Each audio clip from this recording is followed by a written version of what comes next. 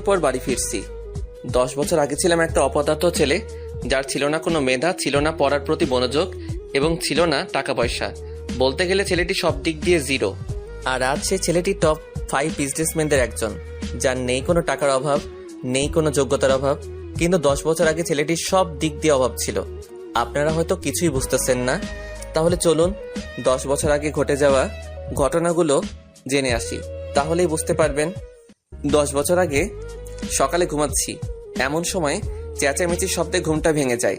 তারপর চোখ কসলাতে কসলাতে ঘুম থেকে উঠে দেখি মা আর বাবার কথা কাটাকাটি হচ্ছে। তোমার নবাবজাদা ছেলে কোথায়? এখনো ঘুম থেকে উঠিনি। কি বলছো? এখনো ঘুম থেকে ওঠে নাই মানে? কাল বন্ধুদের সাথে আড্ডা দিতে দিতে রাত করে বাসায় আসছে, তাই এত বেলা পর্যন্ত ঘুমাচ্ছে। কি পড়ালেখার ধারেও কাছেও নাই, আর রাতে বন্ধুদের সাথে আড্ডা দেয়? তামিমকে ডেকে নিয়ে আসো। আচ্ছা, এই বলে আমার রুমে আসতে যাব, তখনই আম্মু আমাকে ডেকে বলল, এই তো তোমার ছেলে ঘুম থেকে উঠলো। ওই কাল রাতে কোথায় ছিলি? বন্ধুদের সাথে আড্ডা দিতে দিতে রাত হয়ে গেছে। কি আজকের পর থেকে সন্ধ্যার আগে বাসায় চলে আসবি। যদি না আসতে পারিস তোকে বাড়ি ছেড়ে চলে যেতে হবে। কাল রাতে কার বাড়িতে ডিল ছুটছিলি কেন? আজ থেকে যেন তোর নামে কোনো অভিযোগ না আসে। যদি আসে তাহলে বাড়ি থেকে চলে যেতে হবে। ওকে, আর কোনোদিন করব না। যদি এবার পরীক্ষা ফেল করিস তাহলে তোকে বিলে চাষ করতে হবে আমার সাথে। আপনাদের তো পরিচয়টা দেওয়া হয়নি। আমি তামিম, বাড়ির একমাত্র সন্তান, আর বাবা কৃষক, আর আমি ইন্টার ফাইনাল ইয়ারে পড়ি। এখন এতটুকুই, বাকিটুকু গল্পে জেনে নিবেন। আম্মু নাস্তা দাও, কলেজে যেতে হবে। তখন আব্বু বলল, কলেজে গিয়ে কি করবি? পড়ালেখা তো কিছুই করতে পারিস না। আব্বু আমাকে আরেকটা সুযোগ দেন। ঠিক আছে দিলাম, তবে শর্ত আছে একটা। আমি হ্যাঁ বোতক মাথা নাড়লাম। টেবিলে নাস্তা দিছি, খেয়ে কলেজে যা, আর কোনো ঝামেলা করিস না বাবা।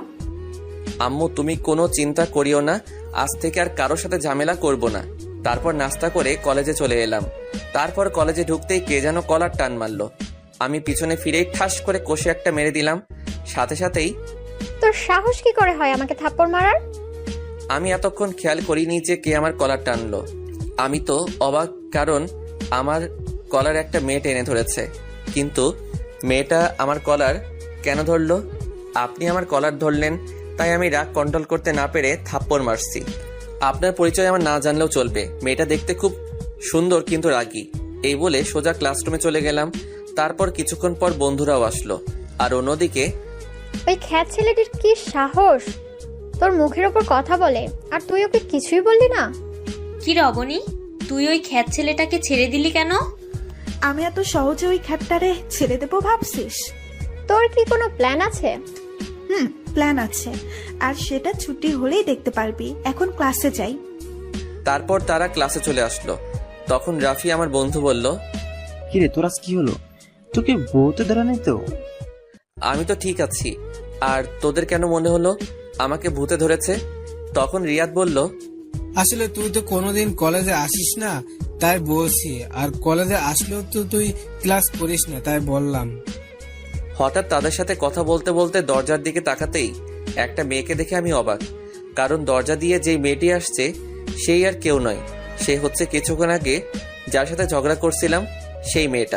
তারপর আমি আমার বন্ধুদের জিজ্ঞাসা করলাম, দোস্ত, এই মেয়েটা কি আমাদের ক্লাসেই পড়ে? কেন? না, একটু আগে মেয়েটাকে থাপ্পড় মারছিলাম তাই। কি তুই জানিস ওকে? আমার জানার দরকার নেই, আগে বলো এই মেয়েটার নাম কি? অবনী, আর এই কলেজের সভাপতির মেয়ে। কি? এখন আমার কি হবে? আমি তো অবনীকে থাপ্পড় মারছি। এটা যদি তার আব্বুকে বলে দেয় তাহলে তো আমার কলেজ আর পড়া হবে না, সাথে বাড়ি থেকে চলে যেতে হবে। অন্যদিকে অবনীর বান্ধবী নীলা অবনীকে বলে, অবনী দেখ, ওই খ্যাতটা আমাদের সাথেই পড়ে। তাহলে তো আমার আরো সুবিধা হলো। আমিও তাই ভাবছি। তারপর দেখি স্যার ক্লাসে এসে আমাকে দেখে স্যার বলল, ক্লাসে কিছু এলিয়েন দেখতেছি, তোমরা কি তাদের দেখতেছো? আমাকে উদ্দেশ্য করে বলল, কারণ এর আগে কলেজে আসলেও ক্লাস করিনি, তাই ক্লাসে দেখে স্যার অবাক হয়ে গেল। আর আমি স্যারকে বললাম, স্যার এখানে তো কোনো এলিয়েন নাই। তোমাকে দেখে তো এলিয়েনই মনে হচ্ছে। আর এতদিন পর কি জন্য ক্লাস করতে আসছো? 1 মাস পরই তো তোমার পরীক্ষা, একেবারে পরীক্ষা দিতে আসলেই তো হয়। আসলে স্যার আজ থেকে ভালো হয়ে গেছি, আর নিয়মিত ক্লাস করব। আমার কথা শুনে সবাই অবাক হয়ে গেল। তার থেকে আরো বেশি অবাক হলো স্যার, আর আমার বন্ধুরাও অবাক হয়ে গেল, কারণ তারা ভাবতে পারেনি যে আমি আজ থেকে ক্লাস করব। তখন স্যার বলল, ক্লাস করলে ভালো। তারপর স্যার আরো কিছুক্ষণ ক্লাস করিয়ে চলে গেল। তারপর সব ক্লাস করে যখনই বন্ধুদের নিয়ে গেট দিয়ে বাহির হব, তখনই কে যেন খ্যাত খ্যাত করে আমাকে ডাকতেছে। ওই খ্যাত, আমি পিছনে ফিরে দেখে অবনী আমায় ডাকতেছে। আমাকে বলতেছেন, এখানে তুই ছাড়া আর কে আছে? আচ্ছা আসতেছি। এই বলে আমার বন্ধুরা সহ আমি অবনীর কাছে গেলাম। ওই তোরা যা। আমরা কেন যাব? যেতে বলছি, যাবি নাকি অন্য ব্যবস্থা করব? আচ্ছা যাচ্ছি। তারপর ওরা চলে যাওয়ার পর, ওই তোর নাম কি? তামিম। আর কি জন্য ডাকছেন ওইটা বলেন। কেন, তোকে কি কাজ ছাড়া ডাকা যায় না নাকি? তা নই, কিন্তু কেন ডাকলেন তা তো বলেন।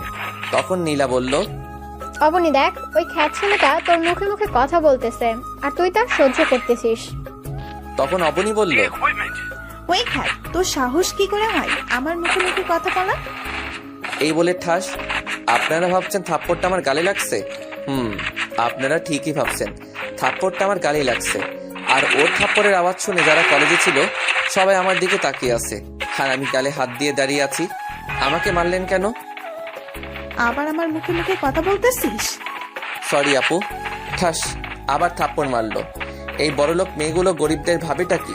আমরা গরিব বলে কি আমাদের কোনো প্রাণ নেই? আমাদের কি কোনো ফিলিংস নেই? আমরাও তো মানুষ। আপনি আবার আমায় মারলেন কেন? আজ থেকে আমায় ম্যাডাম বলে ডাকবি। কি বলে ডাকবি? ম্যাডাম বলে। এই তো, গুড বয়। আসো, কাল সকালে তাড়াতাড়ি আসবি। Okay madam. তারপর অবনীর কাছ থেকে বিদায় নিয়ে সোজা বাসায় চলে আসলাম। তারপর ফ্রেশ হয়ে আম্মুকে বললাম, আম্মু খুব খিদে পেয়েছে, খাবার দাও। আচ্ছা তুই টেবিলে বস, আমি খাবার দিচ্ছি। তারপর খাবার খেয়ে রুমে গিয়ে শুয়ে গেলাম। আর কলেজে ঘটে যাওয়া ঘটনাগুলো ভাবতেই কখন যে ঘুমিয়ে গেলাম নিজেও জানি না। অন্যদিকে অবনী কলেজ থেকে বাড়ি ফিরে আর গান গেয়ে গিয়ে সিঁড়ি থেকে উঠতে যাবে, ঠিক তখনই শিমুল চৌধুরী, আজ আমার মেয়েকে এত সুন্দর লাগছে কেন? আমি একটা ছেলেকে ভালোবেসে ফেলেছি। তা কে সেই ছেলেটা, যে ছেলেটা আমার এই মেয়ের মন কেড়ে নিয়েছে? ছেলেটার নাম তামিম, কিন্তু তার স্ট্যাটাস আমাদের মতো অত হাই লেভেলের না। ও, তা ছেলেটাকে কি বলেছিস তুই অনেক পছন্দ করিস বা ভালোবাসিস? না মা, আচ্ছা এসব এখন থাক না। এসব এখন খুব জোরে খিদে পেয়েছে। তুমি খাবার রেডি করো, আমি ফ্রেশ হয়ে আসতেছি। নীলা, আচ্ছা যা মা। দোস্ত তুই কোথায়, আজ আসবি না? আমি তো ঘুম যাচ্ছি। কি? আচ্ছা তুই রবির আঙ্কেলের চায়ের দোকানে চলে আয়। কেন বলো তো, কোনো সমস্যা হয়েছে নাকি? আরে না, আজ আড্ডা দিবি না? আমি তো আড্ডা দেওয়ার জন্য কল দিচ্ছি। সরি দোস্ত, আজ থেকে আমি আর আড্ডা দিব না। আচ্ছা তামিম, তুই কি আমাদের সেই বন্ধু তামিম নাকি অন্য কেউ? কেন বলতো? না মানে ভূতের মুখের রাম রাম শুনছি তাই বলতেছি। এখানে রাম রামের কি হয়েছে? আমরা তো অনেক আড্ডা দিয়ে অনেক সময় নষ্ট করছি, আর সামনে পরীক্ষা, তাই ভাবলাম ভালোভাবে প্রস্তুতি নিতে হবে। আচ্ছা ঠিক আছে দোস্ত। তারপর বাইরে চলে আসলাম। তারপর মাগরিবের নামাজ পড়ে বাড়িতে চলে আসলাম আর বই নিয়ে পড়তে বসলাম। তারপর 10টার দিকে আম্মু খাবার জন্য ডাক দিল। তারপর ডিনার করে ঘুমিয়ে গেলাম। তারপর সকালবেলা ঘুম থেকে উঠে ফ্রেশ হয়ে নাস্তা করে কলেজে যাই।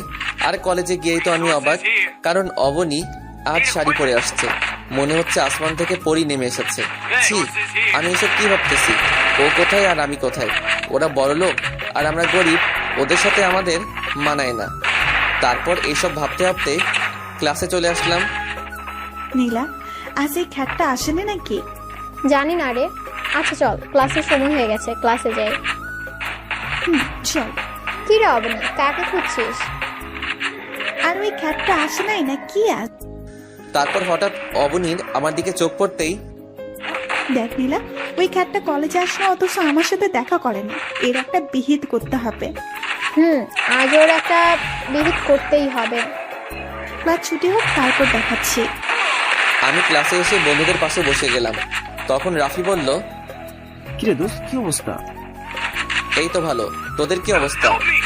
আমরা ভালো দোস্ত। তারপর স্যার ক্লাসে চলে আসলো।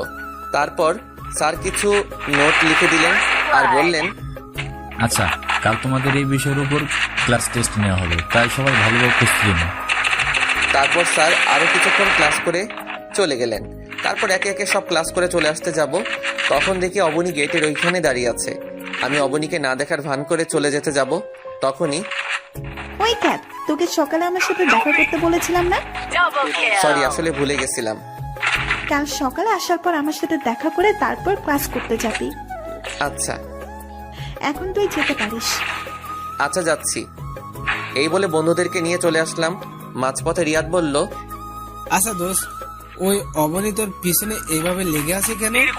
তখন রাফি বলল, ওই দিন অবনীকে তামিম ঠাকুর মারলো না, মনে হয় ওইটা বদলা নেওয়ার প্ল্যান করতেছি। এই রে, এরা কিভাবে জানলো আমি অবনীকে থাপ্পড় মারছি? সত্যি তুই অবনীকে থাপ্পড় মারছিস? তাহলে তো তুই শেষ। আরে এমনি ভয়ে ভয়ে আছি, আর তুই সেইখানে আরো ভয় দেখাচ্ছিস। কোথায় সাহস দিবি তা না করে উল্টা আমায় ভয় দেখাচ্ছিস। তোরা কি আদৌ আমার বন্ধু নাকি শত্রু তা আজও জানতে পারলাম না। দোস্ত ওসব বাদ দে তো, কাল যে টেস্ট পরীক্ষা হবে তা নিয়ে কিছু ভাবছিস? যা হবে কাল দেখা যাবে। আচ্ছা চলি দোস্ত, আর ভালোভাবে প্রস্তুতি নিস। ওদের সাথে কথা বলতে বলতে বাড়িতে চলে আসলাম। বাড়িতে ঢুকে মাকে বললাম, আম্মু খুব খিদে পেয়েছে, খাবার দাও। আচ্ছা তুই ফ্রেশ হয়ে আয়, আমি টেবিলে খাবার দিচ্ছি। তারপর আমি ফ্রেশ হতে চলে গেলাম। অবনী, তুই খ্যাতটাকে সবসময় এভাবে ছেড়ে দিস কেন? আরে অপেক্ষা কর, ফাইনাল পরীক্ষার পর আমাকে থাপ্পড় মারার প্রতিশোধ নেব। দেখ কাল কি করি। মুখে তো বলে দিলাম, তামিমকে কি আমি শাস্তি দিতে পারবো না? আমি তামিমের থেকে প্রতিশোধ নিতে পারবো না, কারণ আমি যে তামিমকে খুব ভালোবেসে ফেলেছি। তামিমকে কি আমি বলতে পারবো আমার ভালোবাসার কথা? কিরে, তুই কি ভাবছিলি এতক্ষণ? সে কখন থেকে ডাকতেছি, তোর কোনো খুশি নেই? না কিছু না, চল বাড়ি যাই। তারপর ওরা দুজনে বাড়ি চলে আসলো। এদিকে তামিম ফ্রেশ হয়ে খাবার খেয়ে ঘুমিয়ে পড়ে। তারপর সন্ধ্যা দিকে মাগরিবের নামাজ পড়তে বসে, কারণ কাল তার টেস্ট পরীক্ষা, তাই ভালোভাবে প্রস্তুতি নিতে হবে। তারপর 2 ঘন্টা করে একটু বিশ্রাম নেয়, তারপর ডিনার করে শুয়ে পড়লাম। সকালবেলা 6টায় ঘুম থেকে উঠে ফ্রেশ হয়ে আবার পড়তে বসলাম। তারপর দেখতে দেখতে কলেজের সময় হয়ে গেল। তারপর নাস্তা করে কলেজে চলে এলাম। তারপর অবনীর সাথে দেখা করে ক্লাসে চলে এলাম। তারপর প্রিন্সিপাল এসে আমাকে ডেকে তার কেবিনে নিয়ে গেল। এরপর স্যার যা বললো তা শুনে তো আমার নিচ থেকে মাটি সরে গেল। তারপর কলেজে এসে সোজা অবনীর কাছে চলে গেলাম। কিরে, আজ তুই নিজেই চলে আসলি? যাক, ভালোই হলো। বলেন ম্যাডাম, কেন ডেকেছেন? কেন ডেকেছি তার জন্য কি তোকে কৈফিয়ত দিতে হবে নাকি? এই বলে ঠাস করে 2 গালে 2টা থাপ্পড় মারলো। থাপ্পড়টা এত জোরে লাগলো যে আমার ঠোঁট থেকে রক্ত বের হচ্ছে আর খুব জ্বলছে। তবু সহ্য করে থাকলাম, কারণ এখন কিছু বললে হিতে বিপরীত হতে হবে, তার চেয়ে চুপ করে থাকি। যা তো এখান থেকে। তারপর আমি সোজা ক্লাসরুমে চলে আসলাম, আর আমি পকেট থেকে রুমালটা বের করে রক্ত মুছে আবার ঢুকিয়ে রাখলাম। তারপর আমার বন্ধুরা চলে এলো। তারপর বন্ধুদের সাথে একটু কথা বললাম। অন্যদিকে অবনী ভাবতেছে, না, তামিমকে এভাবে মারাটা ঠিক হয়নি। ধুর, এখন কি তামিমকে ভালোবাসার কথা বললে তো আমাকে মেনে নিবে না। তামিম তো আমাকে মেনে নিবে না, কারণ আজ আমি যা অন্যায় করলাম তার জন্য তামিম আমাকে ক্ষমা নাও করতে পারে। এখন কি করি? তখন অবনীর বান্ধবী রিমি বলল, কিরে অবনী, কি ভাবছিস? চল ক্লাসে যাই। চল। তারপর অবনী আর তার বান্ধবীরা চলে আসলো। এদিকে রাফি তামিমকে বলল, কিরে দোস্ত, তোর ঠোঁট কাটলো কি করে? আরে তেমন কিছু না দোস্ত, সামান্য ব্যথা পেয়েছি, ঠিক হয়ে যাবে। আচ্ছা। রাফির সাথে কথা বলতেছি, তখন স্যার ক্লাসে চলে আসলো। স্যার ক্লাসে ঢোকার সাথে সাথে প্রিন্সিপালও ক্লাসে ঢুকলো আর বলল, তোমাদের মধ্যে তামিমকে? জি স্যার, আমি। তুমি আমার কেবিনে এসো। আচ্ছা স্যার। তারপর আমি প্রিন্সিপালের কেবিনে গেলাম। সেখানে গিয়ে দেখি কলেজের সভাপতিও আছে, সাথে আমার আব্বুও। তারপর সভাপতি তারেক চৌধুরী মানে অবনীর আব্বু বলল, তুমি সেই তামিম যে প্রতিদিন আমার মেয়েকে বিরক্ত করো? ঠিক বুঝলাম না স্যার। তামিম, তোমাকে এই কলেজে টিসি দেওয়া হলো। যা শুনে আমার নিচ থেকে মাটি সরে গেল। মনে হচ্ছে আমার বুকে কেউ ছুরি ঢুকিয়ে দিয়েছে। কোনো কথা মুখে আসছে না, তবু অনেক কষ্টে আমি বললাম, আমি কি জানতে পারি আমার কোন অপরাধে আমাকে এই কলেজ থেকে টিসি দেওয়া হলো? তুমি স্যারের মেয়েকে প্রতিদিন বিরক্ত করার অপরাধে তোমাকে টিসি দেওয়া হলো। ও বুঝছি। বাবা চলো। কোথায় যাবি? কেন, বাড়ি যাব, কারণ এই কলেজে আর আমার জায়গা নাই। তখন আব্বু স্যারকে অনুরোধ করে বলল, স্যার প্লিজ আমার ছেলেকে আরেকটা সুযোগ দিন। আমার ছেলে যতই খারাপ হোক না, এই কাজটা করতেই পারে না। আপনার ছেলে কেমন তা আমাদের জানা হয়ে গেছে, যেমন ছেলে তেমন বাবা। বাবাকে অপমান হতে দেখে আর চুপ থাকতে পারলাম না। সোজা গিয়ে সভাপতির কলার চেপে ধরে বললাম, মিস্টার তারেক চৌধুরী, আপনি আমাকে যতই অপমান করুন মারুন, কিন্তু আমার বাবাকে অপমান করবেন না। তারপর প্রিন্সিপাল এসে আমাদের ছাড়িয়ে নিয়ে তারপর আমার আব্বুকে বলল, এই যে মিস্টার, আজকের পর থেকে যেন আপনাকে আর আপনার ছেলেকে এখানে আর না দেখি, এখনই বেরিয়ে যান। আব্বু চলো। তখন তারেক চৌধুরী বলল, তোকে আমি দেখে নিব। যত পারিস দেখে নিস। তারপর আর কথা না বলে বাবাকে বাহিরে এনে ক্লাসে গিয়ে স্যারের অনুমতি নিয়ে ক্লাসে ঢুকে বইগুলো নিয়ে বাহিরে চলে যাব। ঠিক তখনই, তামিম, তুমি কোথায় যাচ্ছ? সরি স্যার, এই কলেজ থেকে টিসি দেওয়া হয়েছে, তাই চলে যাচ্ছি। আমি এই কথা বলার সাথে সাথে অবনী বলে উঠল, তোমাকে কে টিসি দিচ্ছে? তার চাকরি আমি কেড়ে নিব। সরি ম্যাডাম, আমরা গরিব হতে পারি কিন্তু কারো দয়া নিয়ে বেঁচে থাকতে চাই না। আর মিস অবনী চৌধুরী, একটা কথা বলে রাখি, আজ এই কলেজ থেকে আমাকে বাহির করে দেওয়া হচ্ছে, কিন্তু এমন একটা দিন আসবে যেদিনে এই কলেজটা আমার হবে। সেই দিন দেখব তারেক চৌধুরী সভাপতিত্ব কোথায় থাকে। It's my challenge, Mrs Aboni Chowdhury. Sir দোয়া করবেন। দোস্ত, আমাকে তোর দোয়া করিস। এই বলে ক্লাস থেকে বাহির হয়ে সোজা বাবাকে নিয়ে বাড়িতে চলে আসলাম। কিন্তু এতেই কি তামিমের বিপদ শেষ, নাকি সামনে আরো বড় বিপদের সম্মুখীন হবে? তামিম কি আদৌ জানে যে আরো বড় বিপদের সম্মুখীন হতে হবে? অন্যদিকে অবনীকে নীলা বলল, দোস্ত, ওই খ্যাত এগুলো কি বলে গেল? আমি কিছুই বুঝতেছি না, তামিমকে কে টিসি দিচ্ছে?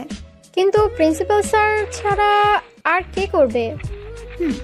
আজ ওই প্রিন্সিপালের চাকরি আমি নিয়ে ফেলবো। তার সাহস হয় কি করে আমার কলেজাকে কলেজ থেকে টিসি দেওয়ায়? তুই কি তামিম মানে ওই খ্যাতকে ভালোবাসিস? ওই একদম খ্যাত বলবি না। আর তামিমকে আমি খুব ভালোবাসি। তামিমকে ছাড়া আমি বাঁচবো না। তুই ভেবে বলছিস তো? এখানে এত ভাবার কি আছে? আমি আমার তামিমকে আবার ফিরে পেতে চাই, তার জন্য আমি সবকিছু করতে রাজি। তারপর নীলা যা বলল সেটা শোনার জন্য হয়তো অবনী প্রস্তুত ছিল না। সরি অবনী, আজ আমার জন্য তামিমকে টিসি দিয়েছে। মানে কি বলতে চাইছিস তুই? আসলে আমি আঙ্কেলকে বলেছি যে তামিম তোকে বিরক্ত করে, তাই আঙ্কেল কলেজে এসে তামিমকে টিসি দিছে। তখন অবনী ভাবলো, কি এখন আমি কি করব? আমি কি আবার তামিমকে হারিয়ে ফেলবো? না, আমি তামিমকে হারাতে চাই, কিন্তু আমার বারবার কেন মনে হচ্ছে আমি হারিয়ে ফেলেছি। না, আজ যে করেই হোক তামিমের বাসায় যেতে হবে। কিন্তু আমি তো তামিমের বাড়ি চিনি না। তো কি হয়েছে? তামিমের বন্ধু রাফির থেকে জিজ্ঞেস করব। কি ভাবতেছিস? কিছু না। এই বলে ক্লাস থেকে বেরিয়ে সোজা বাড়ি চলে গেল। এদিকে তামিম আর তার বাবা বাড়ি পৌঁছে গেল। তারপর যা বাবা বলল, যা শুনে তামিমের মাথার উপর আকাশ পড়েছে এমন অবস্থা হয়ে গেল। একদিনে দুইটা জ্বর তামিম সামলাতে না পেরে ব্যালেন্স হারিয়ে বসে পড়ে। কারণ তামিমের বাবা তামিমকে বলল, তামিম যখন বাড়িতে ঢুকতে যাবে ঠিক সেই সময় আব্বু বলল, তুই কোথায় যাচ্ছিস? কেন আমার রুমে?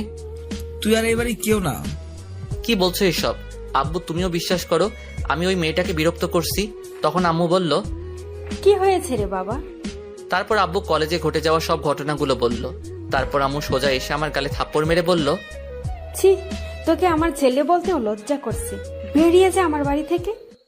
আম্মু শেষ পর্যন্ত আর বলতে না দিয়ে, আজ থেকে তোকে আমরা ত্যায্যপুত্র করলাম। তুই এই বাড়ি কেউ না, বেরিয়ে যা আমার বাড়ি থেকে। আর কোনোদিন যেন আমার মুখের সামনে না দেখি। এইসব কথা শুনে মনে হচ্ছে কেউ আমাকে লাঠি দিয়ে আমার মাথায় বাড়ি মারছে। আর মনে হচ্ছে যেন আকাশটা আমার মাথার উপর পড়ে গেছে। কিন্তু একসাথে দুইটা ঝড় কিভাবে সামলাবো? দুইটা ঝড় একসাথে সামলাতে না পেরে আমি ব্যালেন্স হারিয়ে বসে পড়লাম।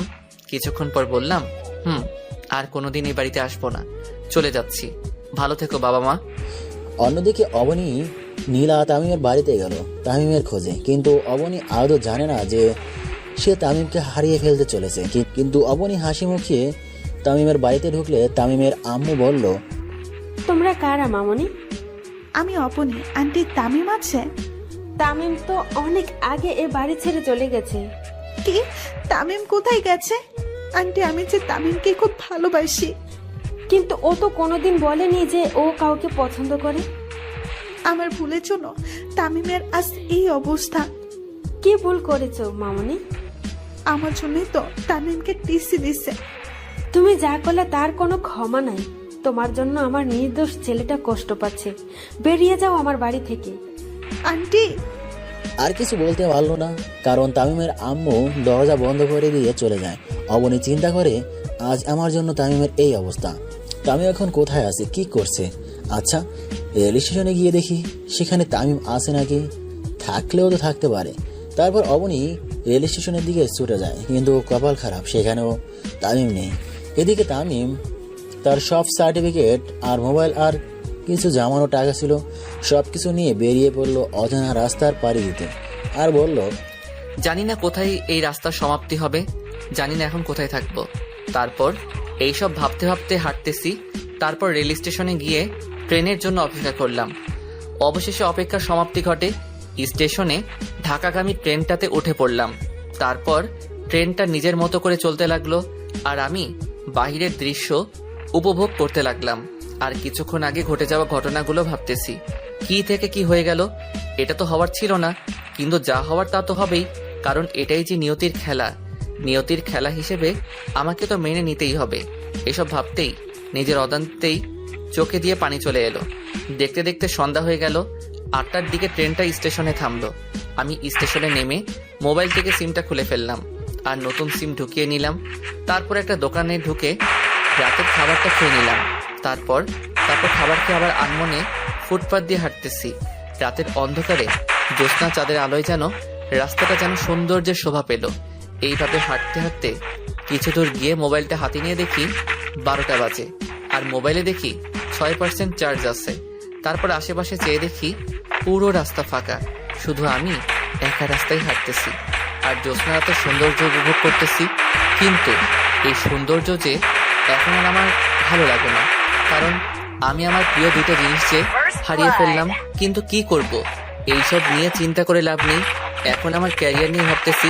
হঠাৎ দেখি কয়েকজন ছেলে একটা লোকের সাথে ধস্তাধস্তি করতেছে। আমি বাধা দিতেই ওরা আমার পেটে ছুরি ঢুকিয়ে দিয়েই পালিয়ে যায়। এরপর আর কিছু মনে নেই। তারপর যখন চোখ খুললাম তখন দেখি যেই মানুষটাকে বাঁচাতে গিয়ে আমি আঘাত পেয়েছি, সেই লোকটি আর একটা মেয়ে আমার পাশে বসে আছে। হয়তো তার মেয়ে হবে। লোকটি আমার চোখ খুলতে দেখে বলল, তোমার এখন কেমন লাগছে? ভালো, কিন্তু একটু ব্যথা করছে। আস্তে আস্তে ঠিক হয়ে যাবে। আচ্ছা, তোমার নাম কি? তামিম। আর আপনি কি আঙ্কেল? আমি আরিফ চৌধুরী, চৌধুরী গ্রুপ অফ ইন্ডাস্ট্রিজের মালিক। আর ইনিকে? তখন মেয়েটি বলল, আমি মাইশা চৌধুরী। আচ্ছা, তোমার বাবা মার নম্বরটা দাও।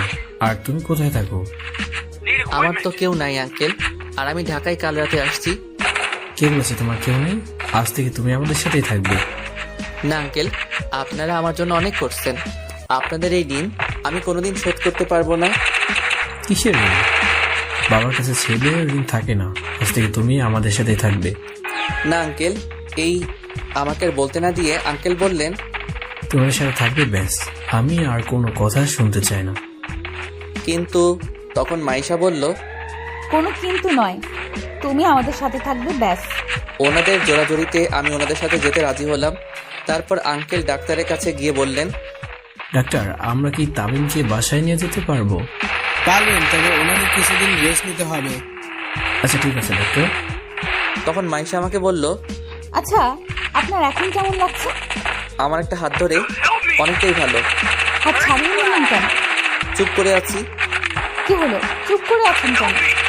তখন হঠাৎ আঙ্কেল ঢুকলেন, আর মাইশা আঙ্কেলকে দেখে মাইশা বললেন, আব্বু, তামিমকে আমরা কবে বাসায় নিয়ে যেতে পারবো? আজই নিয়ে যেতে পারবো? সত্যি বাবা, আজই নিয়ে যেতে পারবো? সত্যি।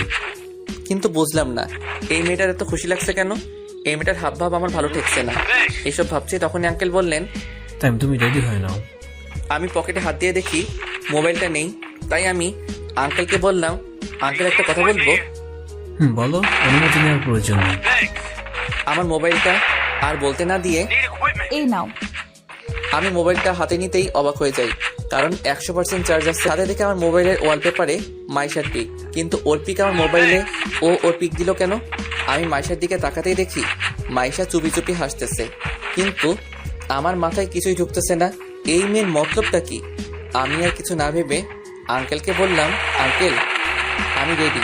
বলে উঠতেই পেটের ব্যথায় পড়ে যেতেই মাইশা আমাকে ধরে ফেললো। তখন আঙ্কেল বলল, মাইশা, ওকে নিয়ে গাড়িতে অপেক্ষা কর, আমি বিঘ্নিতে আসছি। ওকে আব্বু। তারপর মাইশা আমাকে ধরে নিচে নেমে এলেন আর গাড়িতে বসালেন। কিছুক্ষণ পর আঙ্কেল চলে এলো। আঙ্কেল গাড়িতে উঠে ড্রাইভারকে বললেন, ড্রাইভার গাড়ি চালাও। ড্রাইভার গাড়ি স্টার্ট দিয়ে আপন মনে চালাতে লাগলেন। কিছুতে যাওয়ার পর গাড়ি একটা বাড়ির সামনে থামলো আর মাইশা আমাকে ধরে বাড়ির ভিতর নিয়ে গেল। তারপর একটা রুমে নিয়ে গিয়ে বসালো। তারপর মাইশা বাহিরে চলে গেল আর আমি খাটে বসে এদিক ওদিক চোখ বোলাতে লাগলাম। রুমটা খুব সুন্দর করে গোছানো আর চারিদিকে মাইশার ছবি লাগানো।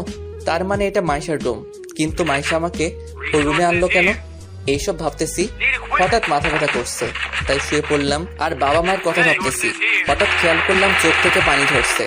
বাবা মায়ের কথা ভাবতে ভাবতে কখন যে ঘুমিয়ে পড়লাম নিজেও জানি না। তারপর যখন ঘুম থেকে উঠলাম তখন অনুভব করলাম কেউ আমার মাথায় হাত বুলিয়ে দিচ্ছে। আমি চোখ খুলতেই দেখি মাইশা আমার মাথায় হাত বুলিয়ে দিচ্ছে। আমি চোখ খুলতে দেখে মাইশা হাত সরিয়ে বলল, ও ঘুম থেকে উঠেছেন, যান গিয়ে ফ্রেশ হয়ে আসে, কিছু খেতে হবে, নাহলে ওষুধ খাবেন কিভাবে? আমি অসহায় দৃষ্টিতে তাকিয়ে আছি, কারণ আমি হাঁটতে চাইলে পড়ে যাব, কারণ আমার পেটে ব্যথা হবে। আমার তাকিয়ে থাকা দেখে মাইশা বলল, আপনি তো ভালোভাবে হাঁটতেও পারবেন না। তারপর মাইশা আমাকে ধরে ওয়াশরুমে নিয়ে গেলেন। আমাকে ফ্রেশ করে এনে আমাকে বিছানায় বসালেন। তারপর আবার মাইশা রুমের বাইরে চলে গেলেন। কিছুক্ষণ পর কিছু খাবার এনে আমার পাশে বসলো। মাইশা খাবারগুলো বেড়ে আমাকে খাইয়ে দিতে চাইলেন। আমি বাধা দিতে চাইলে আমার বাধা না মেনে আমাকে খাইয়ে দিতে লাগলেন। খাওয়া শেষে ওষুধ খাওয়াই দিয়ে আবার চলে গেলেন। এইভাবে কিছুদিন পার হয়ে গেল। এখন আমি অনেকটাই সুস্থ। এই কয়দিনে মাইশা আমার অনেক কেয়ার করেছে। অন্যদিকে অবনী তামিমের দেখা না পেয়ে দরজা বন্ধ করে কান্না করতে থাকে আর বলতে থাকে, তামিম, তুমি কোথায় হারিয়ে গেলে? পাওয়ার আগে তোমাকে হারিয়ে ফেললাম। জানি না কোনোদিন তোমার দেখা পাবো কিনা, তবু আমার দৃঢ় বিশ্বাস তুমি আবার আমার কাছে ফিরে আসবে। কিন্তু কবে ফিরে আসবে তুমি? এইসব ভাবতেছে তখনই অবনীর মা দরজায় কড়া নেড়ে বলল, মা আর কতদিন এইভাবে থাকবি? এখন কিছু খেয়ে নে, সকাল থেকে কিছু খাসনি। মা তুমি যাও তো, আমার খিদে নেই। তা বললে তো হবে না, আজ একটু খেয়ে নে মা। তুই না খেলে কি তামিম তোর কাছে ফিরে আসবে? মা আমি এখন কি করব? আমি যে তামিমকে খুব ভালোবেসে ফেলেছি। তোর ভালোবাসা যদি সত্যি হয় তাহলে তামিম আবার তোর কাছে ফিরে আসবে। তাই যেন হয় মা। দোয়া করি যেন তামিম আবার তোর কাছে ফিরে আসে। এই খাবারটা খেয়ে নে। অবনী দরজাটা খুলে দেয় আর খাবারগুলো খেয়ে ঘুমিয়ে পড়ে। হঠাৎ অবনী স্বপ্ন দেখে। অবনীর মন খারাপ, তাই অবনী বাড়ি থেকে হাঁটতে হাঁটতে পার্কের দিকে যেতে থাকে। কিছুক্ষণ হাঁটার পর পার্কে পৌঁছে যায়, কিন্তু পার্কে যখন ঢোকে তখন অবনী দেখতে পায় একটা ছেলে আর একটা মেয়ে কাঁধে মাথা রেখে কথা বলছে। অবনী আর একটু এগিয়ে গিয়ে আরো ভালো করে লক্ষ্য করে দেখে ছেলেটাকে সেই চেনে। ছেলেটি আর কেউ না, ছেলেটি হলো তামিম। কিন্তু অবনী পাশে থাকা মেয়েটিকে চিনতে পারেনি। তাই অবনী তামিমের কাছে যখন যায় তখন তামিম আর মেয়েটি চলে যেতে থাকে। কিছুক্ষণ যাওয়ার পর দেখে তামিম আর মেয়েটি উধাও হয়ে যায়। অবনী না বলে চিৎকার দিয়ে ওঠে, যার কারণে শিমুল চৌধুরীর ঘুমও ভেঙে যায়। অবনী চিৎকার করায় শিমুল চৌধুরী বলল, কি হয়েছে মা, চিৎকার করলি কেন? মা তামিম আমাকে ছেড়ে চলে গেছে। তুই খারাপ স্বপ্ন দেখছিস হয়তো। আচ্ছা এখন ঘুমিয়ে পড়। ওকে মা। অবনী তামিমের কথা ভাবতে ঘুমিয়ে পড়ে। এদিকে ফ্রেশ হতেই বাইরে বের হতেই মাইশা রুমে আসলো আর তামিমকে বলল, চলো ডিনার করতে। আপনি যান, আমি আসতেছি। মাইশা চলে গেল। আমিও কিছুক্ষণ পর নিচে এলাম। নিচে এসে চেয়ারে বসলাম। তারপর মাইশা প্লেটে খাবার বেড়ে দিল। আমি খেতে লাগলাম। খাওয়ার মাঝখানে আঙ্কেল বলে উঠল, তোমার এখন কেমন লাগছে? আঙ্কেল পুরোপুরি ভালো। তুমি কোন ইয়ারে পড়ো? ইন্টারের ফাইনাল ইয়ারের পরীক্ষা দিব, কিন্তু দিতে পারিনি। কাল তোমাকে মাইশার কলেজে ভর্তি করে দিল। আচ্ছা ঠিক আছে আঙ্কেল। তোমার সার্টিফিকেট গুলো আছে তোমার সাথে? আছে। মাইশা তাহলে কাল তামিমকে নিয়ে ভর্তি করে দিস। ওকে বাবা। না, তার দরকার হবে না, আমি নিজেই ভর্তি হয়ে নিব। আচ্ছা তোমার যে ভালো মনে হয়। আচ্ছা আরেকটা কথা ছিল। কি কথা আঙ্কেল বলেন? এরপর আঙ্কেল যা বললেন তা শুনে তো আমি অবাক। কাল থেকে তুমি ক্লাস করে আমার সাথে অবশ্যই নেবে। এটা শোনার পর আমি অবাক হয়ে গেলাম। আঙ্কেল এটা কি বললো? আমাকে চিনে না অথচ আমাকে বিশ্বাস করে তার কোম্পানির দায়িত্ব নিতে বলছেন। কিন্তু আমি তো এই দায়িত্বটা নিতে পারবো না। আঙ্কেল এসব কি বলেন? আমার পক্ষে সম্ভব না আঙ্কেল। কেন সম্ভব না? কারণ আপনার কোম্পানি সামলানোর মতো যোগ্যতা আমার নাই। কাল থেকে তুমি আমার সাথে অফিস সামলাবে। কিন্তু আর বলতে না দিয়ে আঙ্কেল বলল, কোনো কিন্তু না, তুমি অফিস সামলাবে মানে সামলাবে, আমি আর কোনো কিছু শুনতে চাই না। কিন্তু আঙ্কেল, আপনি আমাকে চিনেন না, জানেন না, অথচ আমাকে আপনার কোম্পানি সামলানোর দায়িত্ব দিচ্ছেন কেন? কারণ আমি জানি তুমি কোনোদিন আমার সাথে বিশ্বাসঘাতকতা করবে না, এটা আমার বিশ্বাস। আপনি আমাকে এতটা বিশ্বাস করেন? আচ্ছা, আমি যদি কোনোদিন আপনার সাথে ভুলে বিশ্বাসঘাতকতা করে ফেলি, আল্লাহ না করুক, তখন কি আমার ক্ষমা হবে? যদি তা ক্ষমার অযোগ্য হয়? চাই তুমি কোনোদিন আমার সাথে বিশ্বাসঘাতকতা করবে না, আর করলেও নিজের ছেলেমেয়ে শাস্তি দিব, তারপর আবার আপন করে নিব। আঙ্কেল বলল, আমার নিজের অজান্তে চোখ দিয়ে পানি ঝরতেছে। মাইশা তা খেয়াল করতে পেরে বলল, কি হলো, তুমি কাঁদছো কেন? মা বাবার কথা মনে পড়তেছে তো, তাই হয়তো কান্না পাচ্ছে। আর যদি তারা থাকতো তাহলে কতই না ভালো হতো। তুমি তো আমাকে এখনো আপন ভাবতেই পারো না। তা না আঙ্কেল, এই বলে খাবার রেখে ছাদে চলে আসলাম। কি হলো, এভাবে চলে গেলে কেন? হয়তো বাবা মার কথা মনে পড়ছে, হয়তো তাই মনে হয় চলে গেছে। হয়তো মন খারাপ হয়েছে, তুই গিয়ে দেখ তো। ওকে বাবা। এই বলে মাইশা খাবার শেষ করে আমার রুমে এসে দেখে আমি নাই। তারপর ছাদে চলে আসে, আর আমি কাঁদতে কাঁদতে বললাম, বাবা তুমি আমাকে ভুল বুঝলে। তোমরা দুনিয়াতে থাকা সত্ত্বেও তোমাদের সাথে কথা বলতে পারছি না তোমাদের সাথে দেখা করতে। কেন বাবা, আমার তো কোনো দোষ ছিল না, তবু কেন বাবা মা তোমরা আমায় ভুল বুঝলে? এইসব ভাবতেছি আর চোখ দিয়ে পানি ঝরতেছে। হঠাৎ কেউ আমার কাঁধে হাত রাখলো। আমি তাড়াতাড়ি চোখের পানি মুছে পিছন ফিরে দেখি মাইশা দাঁড়িয়ে আছে। আমি মাইশাকে দেখে বললাম, ম্যাডাম আপনি এখানে? আসতে হলো, আর আমাকে একদম ম্যাডাম ডাকবে না। আপনারা কোথায় আর আমি কোথায়? আপনাকে ম্যাডাম না ডেকে আর কি ডাকবো? আমাকে তুমি নাম ধরেই ডাকবে। ম্যাডাম কি করছেন? তামিম, একটা কথা বলবো? বলেন, কিন্তু আর একটু দূরে যান। আচ্ছা যাচ্ছি। তারপর মাইশা আমার থেকে এক হাত দূরে সরে দাঁড়ালো। এইবার বলেন, কি বলবেন আপনি? তোমার কোনো গার্লফ্রেন্ড আছে? কি যে বলেন, আমার মতো একটা খ্যাত ছেলেকে কি কেউ ভালোবাসতে পারে? এছাড়া আমার আর একটা কথা বাকি আছে, কিন্তু তোমাকে কিভাবে যে বলি, তুমি রাগ করবে না তো? রাগ করার মতো কথা হলে অবশ্যই রাগ করব। I love you Tamim. হসপিটালে তোমাকে প্রথম দেখাতেই ভালো লেগে যায়। এই প্রথম আমি কাউকে আমার ভালোবাসার কথা জানালাম। তুমি কি আমাকে তোমার সব দুঃখ কষ্টের ভাগিদার হতে দেবে? প্লিজ, তুমি আমায় ফিরিয়ে দিও না। এই নিয়ে বলে কি আমিও তোকে পছন্দ করি, কিন্তু আমার পক্ষে যে মাইশাকে ভালোবাসা পসিবল না। আপনার মাথা ঠিক আছে তো ম্যাডাম? কেন আমার মাথা ঠিক থাকবে না কেন? আমার মনে হচ্ছে আপনার মাথা ঠিক নাই। কেন ঠিক নাই? আপনি ঠিক থাকলে আমাকে ভালোবাসার মতো বোকামি করতেন না। কেন, তোমাকে ভালোবাসা কি বোকামি নাকি? তা নয়তো কি, আমি কোথায় আর আপনি কোথায়? আমি একজন সাধারণ ছেলে, আর তার চেয়ে বড় কথা হলো আমি আঙ্কেলের মনে কষ্ট দিতে পারবো না, তাই আমার পক্ষে তোমাকে ভালোবাসা সম্ভব না। আমি এত কিছু শুনতে চাই না, তুমি আমাকে ভালোবাসবে কিনা বলো। তুমি যদি আমাকে আর একবার ভালোবাসার কথা বলো, তাহলে আমি এখান থেকে চলে যেতে বাধ্য হব।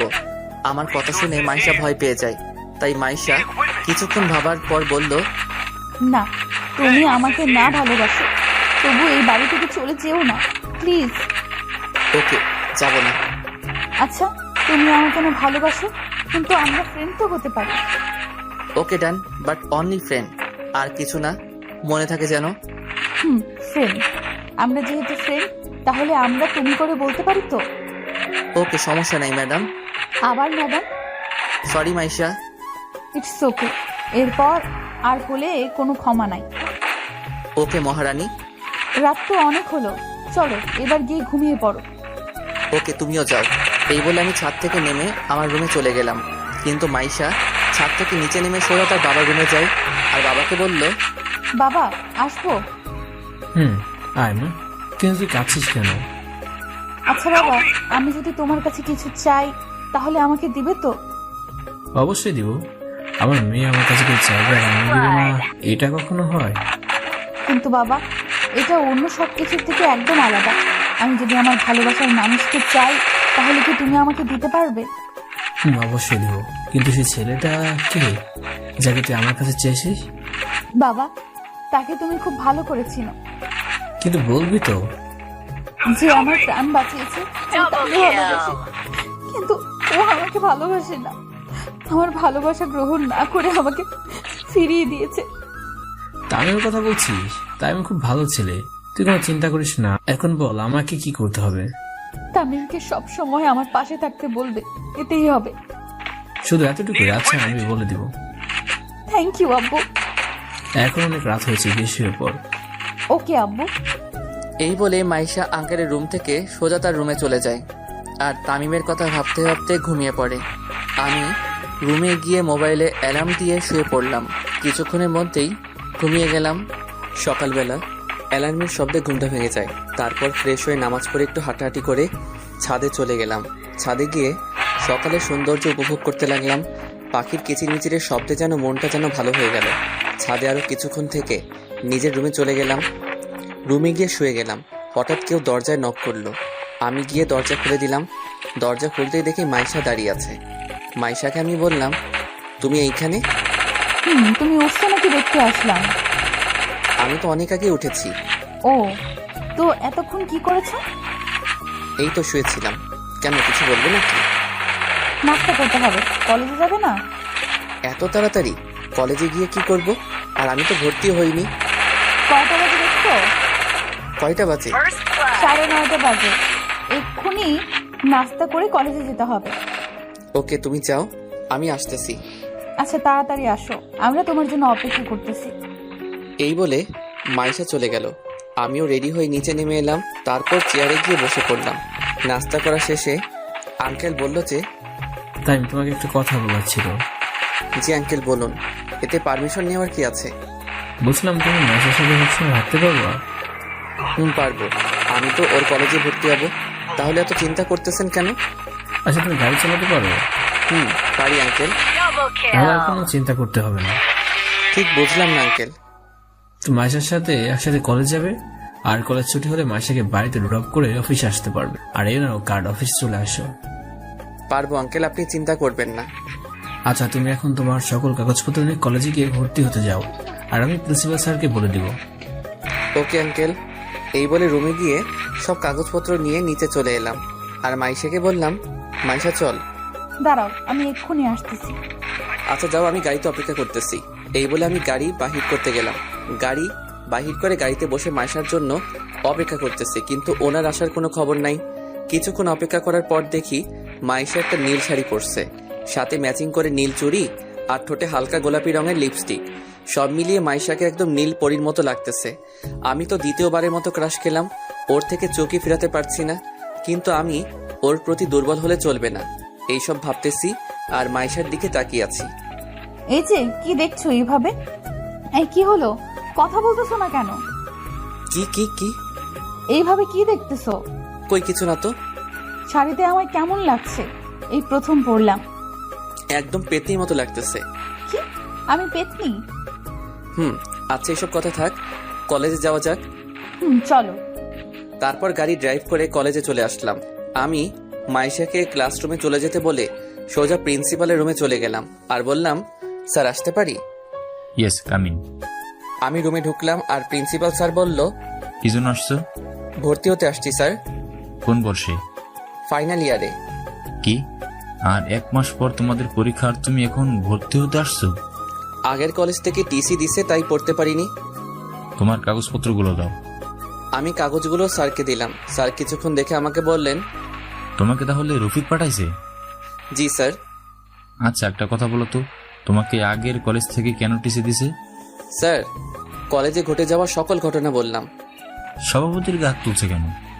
কারণ উনি আমার বাবার নামে গালি দিছে, তাই। যদি এই কলেজে এরকম করো তাহলে তোমার পড়ালেখা বন্ধ হয়ে যাবে। স্যার, এই ভুল দ্বিতীয়বার আর হবে না। তোমাকে কলেজে ভর্তি করাতে পারি, তবে একটা শর্ত আছে। কি শর্ত স্যার? আমি আপনার সকল শর্তে রাজি স্যার। তুমি কলেজে কোনো রকম মারামারি ঝগড়া করতে পারবে না। যে কোনো অবস্থা দিয়ে তুমি ঝগড়া করবে না। যদি করো তাহলে তোমাকে এই কলেজ থেকে টিসি দেওয়া হবে, এবং যাতে অন্য কলেজে না ভর্তি হতে পারো সেই ব্যবস্থা করা হবে। ওকে স্যার, আমার দ্বারা এই কলেজে কোনো ঝগড়া হবে না।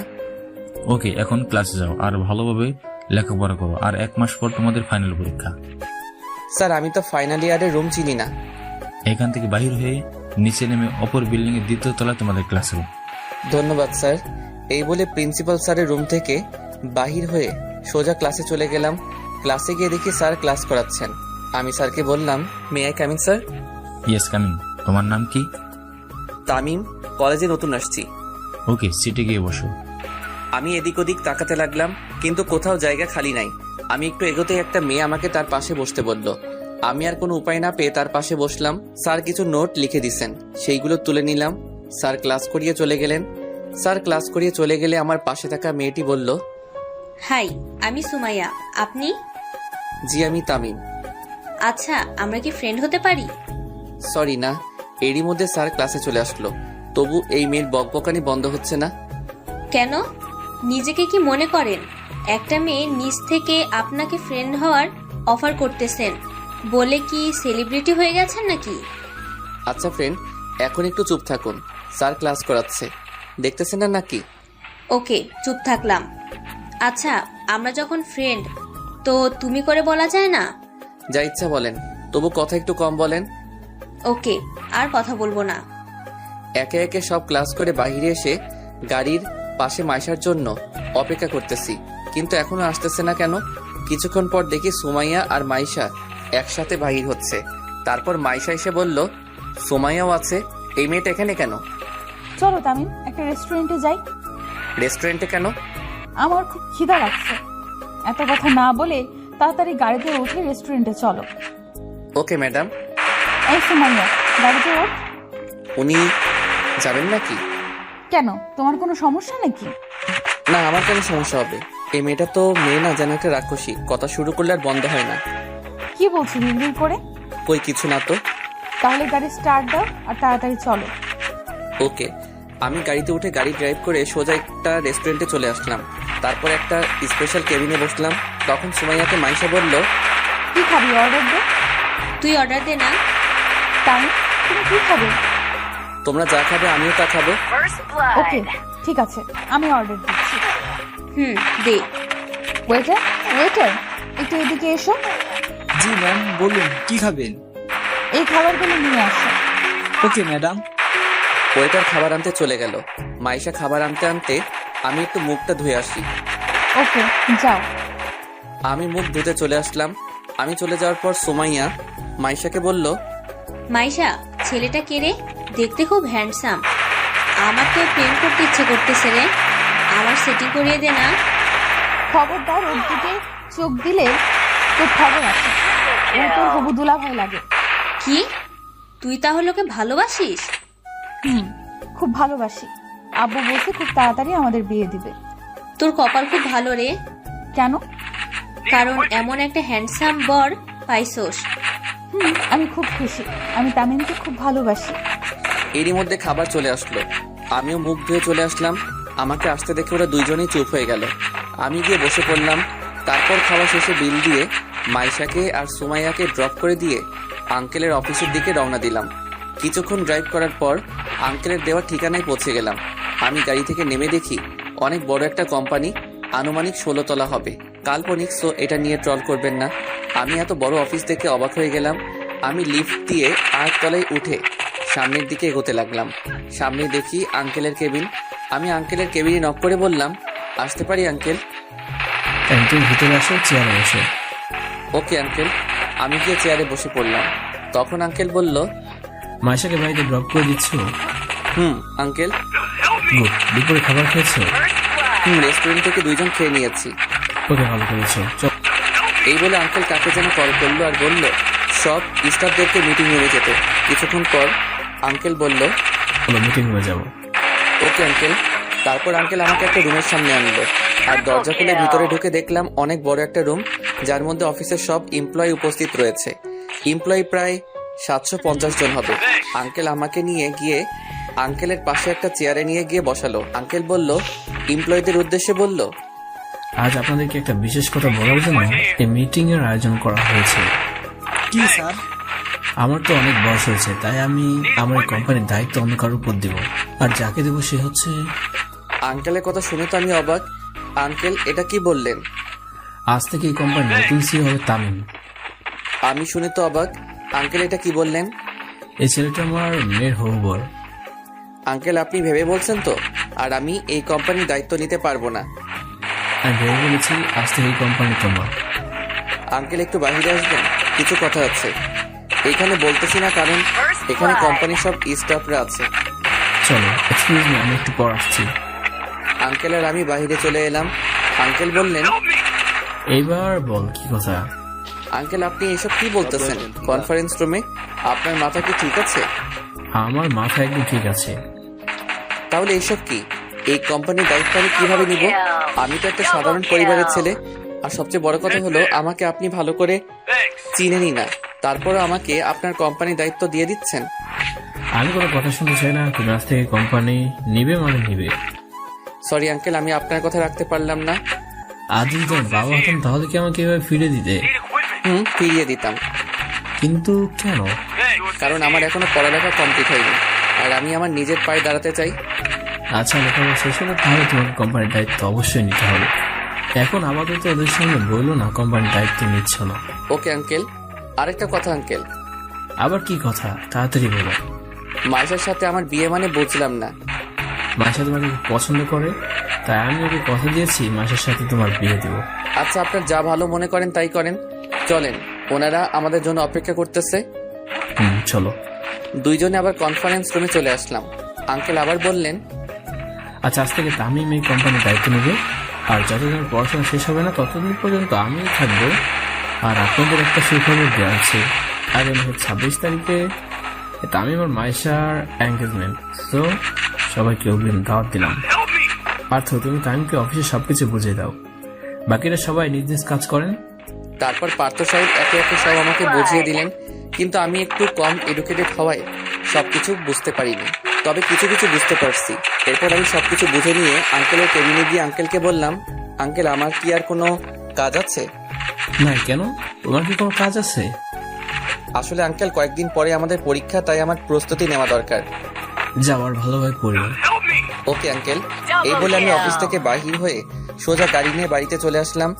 বাড়িতে এসে গাড়ি পার্ক করে সোজা রুমে চলে গেলাম। আর রুমে গিয়ে দেখি মাইশা আমার খাটে ঘুমিয়ে আছে। ঘুমন্ত অবস্থায় ওকে একদম পরীর মতো লাগতেছে। মন চাচ্ছে গিয়ে একটা কিস দিয়ে আসি, কিন্তু মনকে সান্ত্বনা দেওয়ার জন্য বলতেছি, না তামিম, তোর জন্য এত শান্তি নাই রে, তাই তুই মাইশা থেকে দূরে থাক, এতেই তোর ভালো হবে। আমি আর কিছু না ভেবেই সোজা ফ্রেশ হতে গেলাম। ফ্রেশ হয়ে বাহির হয়ে দেখি মাইশা বসে আছে। আমাকে ওয়াশরুম থেকে বাহির হতে দেখে মাইশা বলল, তুমি কখন আসছো? এইমাত্র আসলাম। কিন্তু তুমি আমার রুমে কি করছো? রুম গোছানোর জন্য আসছিলাম, কিন্তু হঠাৎ করে ঘুম চলে আসে, তাই ঘুমিয়ে পড়ি। সরি তামিম। It's okay. আর যেন আমার রুমে ঘুমিয়ে যেতে না দেখি। আমার বাড়িতে থাকো আর আমাকে তোমার রুমে ঘুমাইতে না বলছো? কি হাস্যকর, তাই না? ওকে, তুমি যখন বলছো তাহলে আর ঘুমাবো না।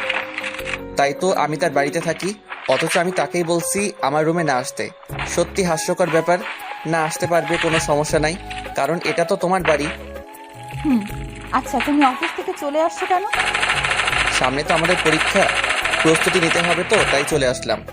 ও ভালো, আমারও অনেক অধ্যায় বাকি রয়ে গেছে। চলো দুজনে একসাথে শেয়ার করে দিই। ওকে, কি করব? আমারও যে অনেক পড়া বাকি, তাই না করলাম না। ওকে, কি খাবে, কফি নাকি চা? তুমি বানাবে নাকি? আমি বানাবো। তাহলে তো কফি খেতে হয়। ওকে, তুমি বসো, আমি কফি বানিয়ে আনছি। ওকে। মাইশা রান্নাঘরে চলে গেল আর আমি বই নিয়ে খাটের উপরে বসে পড়লাম। কিছুক্ষণ পর মাইশা কফি নিয়ে আসলো। দুইজনে কফি খেতে আড্ডা দিলাম। কফি খাওয়া শেষ হলে দুইজনে বই নিয়ে পড়তে বসি। কিছুক্ষণ পরে মোবাইলটা নিয়ে ছাদে চলে আসলাম। তারপর পুরনো সিমটা অ্যাক্টিভেট করে রাফিকে কল দেই। কয়েকবার রিং হওয়ার পর কলটা রিসিভ হলো। হ্যালো রাফি। কি ভাই আপনি? তোর বাপ বলতেছি। আমার বাপ এখন আমার সামনে বসে আছে, তুই আবার আমার কোন মায়ের জামাই? রাফি ফাইজলামও বাদ দে, বল তোরা কেমন আছিস রে? আমরা ভালো আছি না খারাপ আছি, তার তোর খবর নেওয়ার কি দরকার? 2 মাস হয়ে গেল আমাদের কোনো খবর নিসনি। আসলে সরি ভাই, আমি খুব কষ্টে ছিলাম, তাই তোদের সাথে কথা বলতে পারিনি। কি কষ্ট রে ভাই, আর তুই এখন কোথায় আছিস? আমি এখন ঢাকায় আছি। আচ্ছা আব্বু আম্মু কেমন আছে রে? ওদের জন্য খুব মন খারাপ করছে। আঙ্কেল আন্টি একদম ভালো নেই। তুই যাওয়ার পর এমন একটা দিন নাই যে আঙ্কেল আন্টি তোর কথা জিজ্ঞাসা করেনি। কি কি জিজ্ঞেস করছিল রে, বল না। তুই কোথায় যাচ্ছিস, তুই কোথায় আছিস, আমাদের সাথে তোর কথা হয় কিনা। আন্টি বলেছে তোকে নাকি ভুল বুঝে বাড়ি থেকে বাইর করে দিছে, কিন্তু কেন? আচ্ছা রাফি, আম্মুকে আমাকে ক্ষমা করছে? আন্টি তো আমাদের সাথে কথা হলেই বলে রাফি তোমরা আমার ছেলের সাথে কথা হলে বলবা বাড়ি ফিরে আসতে। আমরা তাকে ক্ষমা করে দিছি। সত্যি? কিন্তু কিসের জন্য এই ক্ষমা? আমি তো কিছু বুঝি নাই, আমাকে একটু বলবি? পরে বলবো। আর আমি কালই চট্টগ্রাম চলে আসবো, কারণ আমার আম্মু আব্বু যখন ক্ষমা করে দিছে তাহলে আমি চলে আসবো বাড়িতে। কিন্তু কিসের জন্য ক্ষমা, আমাকে একটু বল। আগে আমি আসি, তারপর বলবো নি। আমি তো কালকে চট্টগ্রাম ফিরে আসতেছি, তখন না হয় জানতে পারবি। ওকে, কাল কয়টায় আসবি? সকালের বাসে চলে আসবো। আচ্ছা, পরে কথা হবে রে। ওকে দোস্ত, ভালো থাকিস। রাফির সাথে কথা বলে কলটা কেটে দিয়ে পিছনে ফিরে তাকিয়ে দেখি তো আমি অবাক, ও এখানে কখন আসলো? তামিম, তুমি এতক্ষণ কার সাথে কথা বলছিলে? আমার বন্ধুর সাথে। কিন্তু তুমি তো বলেছিলে তোমার বাবা মা নেই, তাহলে আব্বু আম্মু ক্ষমা এইসব কি? কিছুই বুঝতেছি না। আর তুমি কাল কোথায় যেন যাবে বলেছিলে? সবকিছু যখন জেনেই গেছেন তাহলে সত্যিটা বলেই ফেলি। কি সত্যি বলো? তারপর কলেজে ঘটে যাওয়া সকল ঘটনা মাইশাকে বললাম। আর কাল সকালে নাস্তা করে আমি আবার গ্রামের বাড়ি ফিরে যাব। কাল কেন? একবারে পরীক্ষা দিয়ে যাও, কারণ পরীক্ষার তো আর বেশি দিন নাই। তাই ওকে, পরীক্ষা দিয়েই যাব, কারণ পরীক্ষা দিতে না পারলে পরবর্তীতে আবার একই ক্লাসে ভর্তি হওয়া অনেক লজ্জার ব্যাপার, তাই না করিনি। পরীক্ষা শেষ হলে তোমার সাথে আমিও যাব। সেটা পরে দেখা যাবে। এই বলে আমি ছাদ থেকে রুমে চলে আসলাম। তারপর কিছুক্ষণ ফেসবুকিং করলাম আর গল্প পোস্ট করলাম। যখনই অফলাইন হতে যাব তখনই সুমাইয়ার আইডি থেকে মেসেজ আসলো। হাই। হ্যালো, কেমন আছিস? ভালো, তুমি? আমিও ভালো। কি করতেছিস? বসে আছি, তুমি? আমিও বসে আছি। আচ্ছা তামিম, একটা প্রশ্ন করব। কর। তুমি কোন ইয়ারে পড়ো? ফাইনাল ইয়ারে। তুই? সত্যি তুমি ফাইনাল ইয়ারে? আমি ফাইনাল ইয়ারে। কোন কলেজে পড়ো? ঢাকা কলেজে।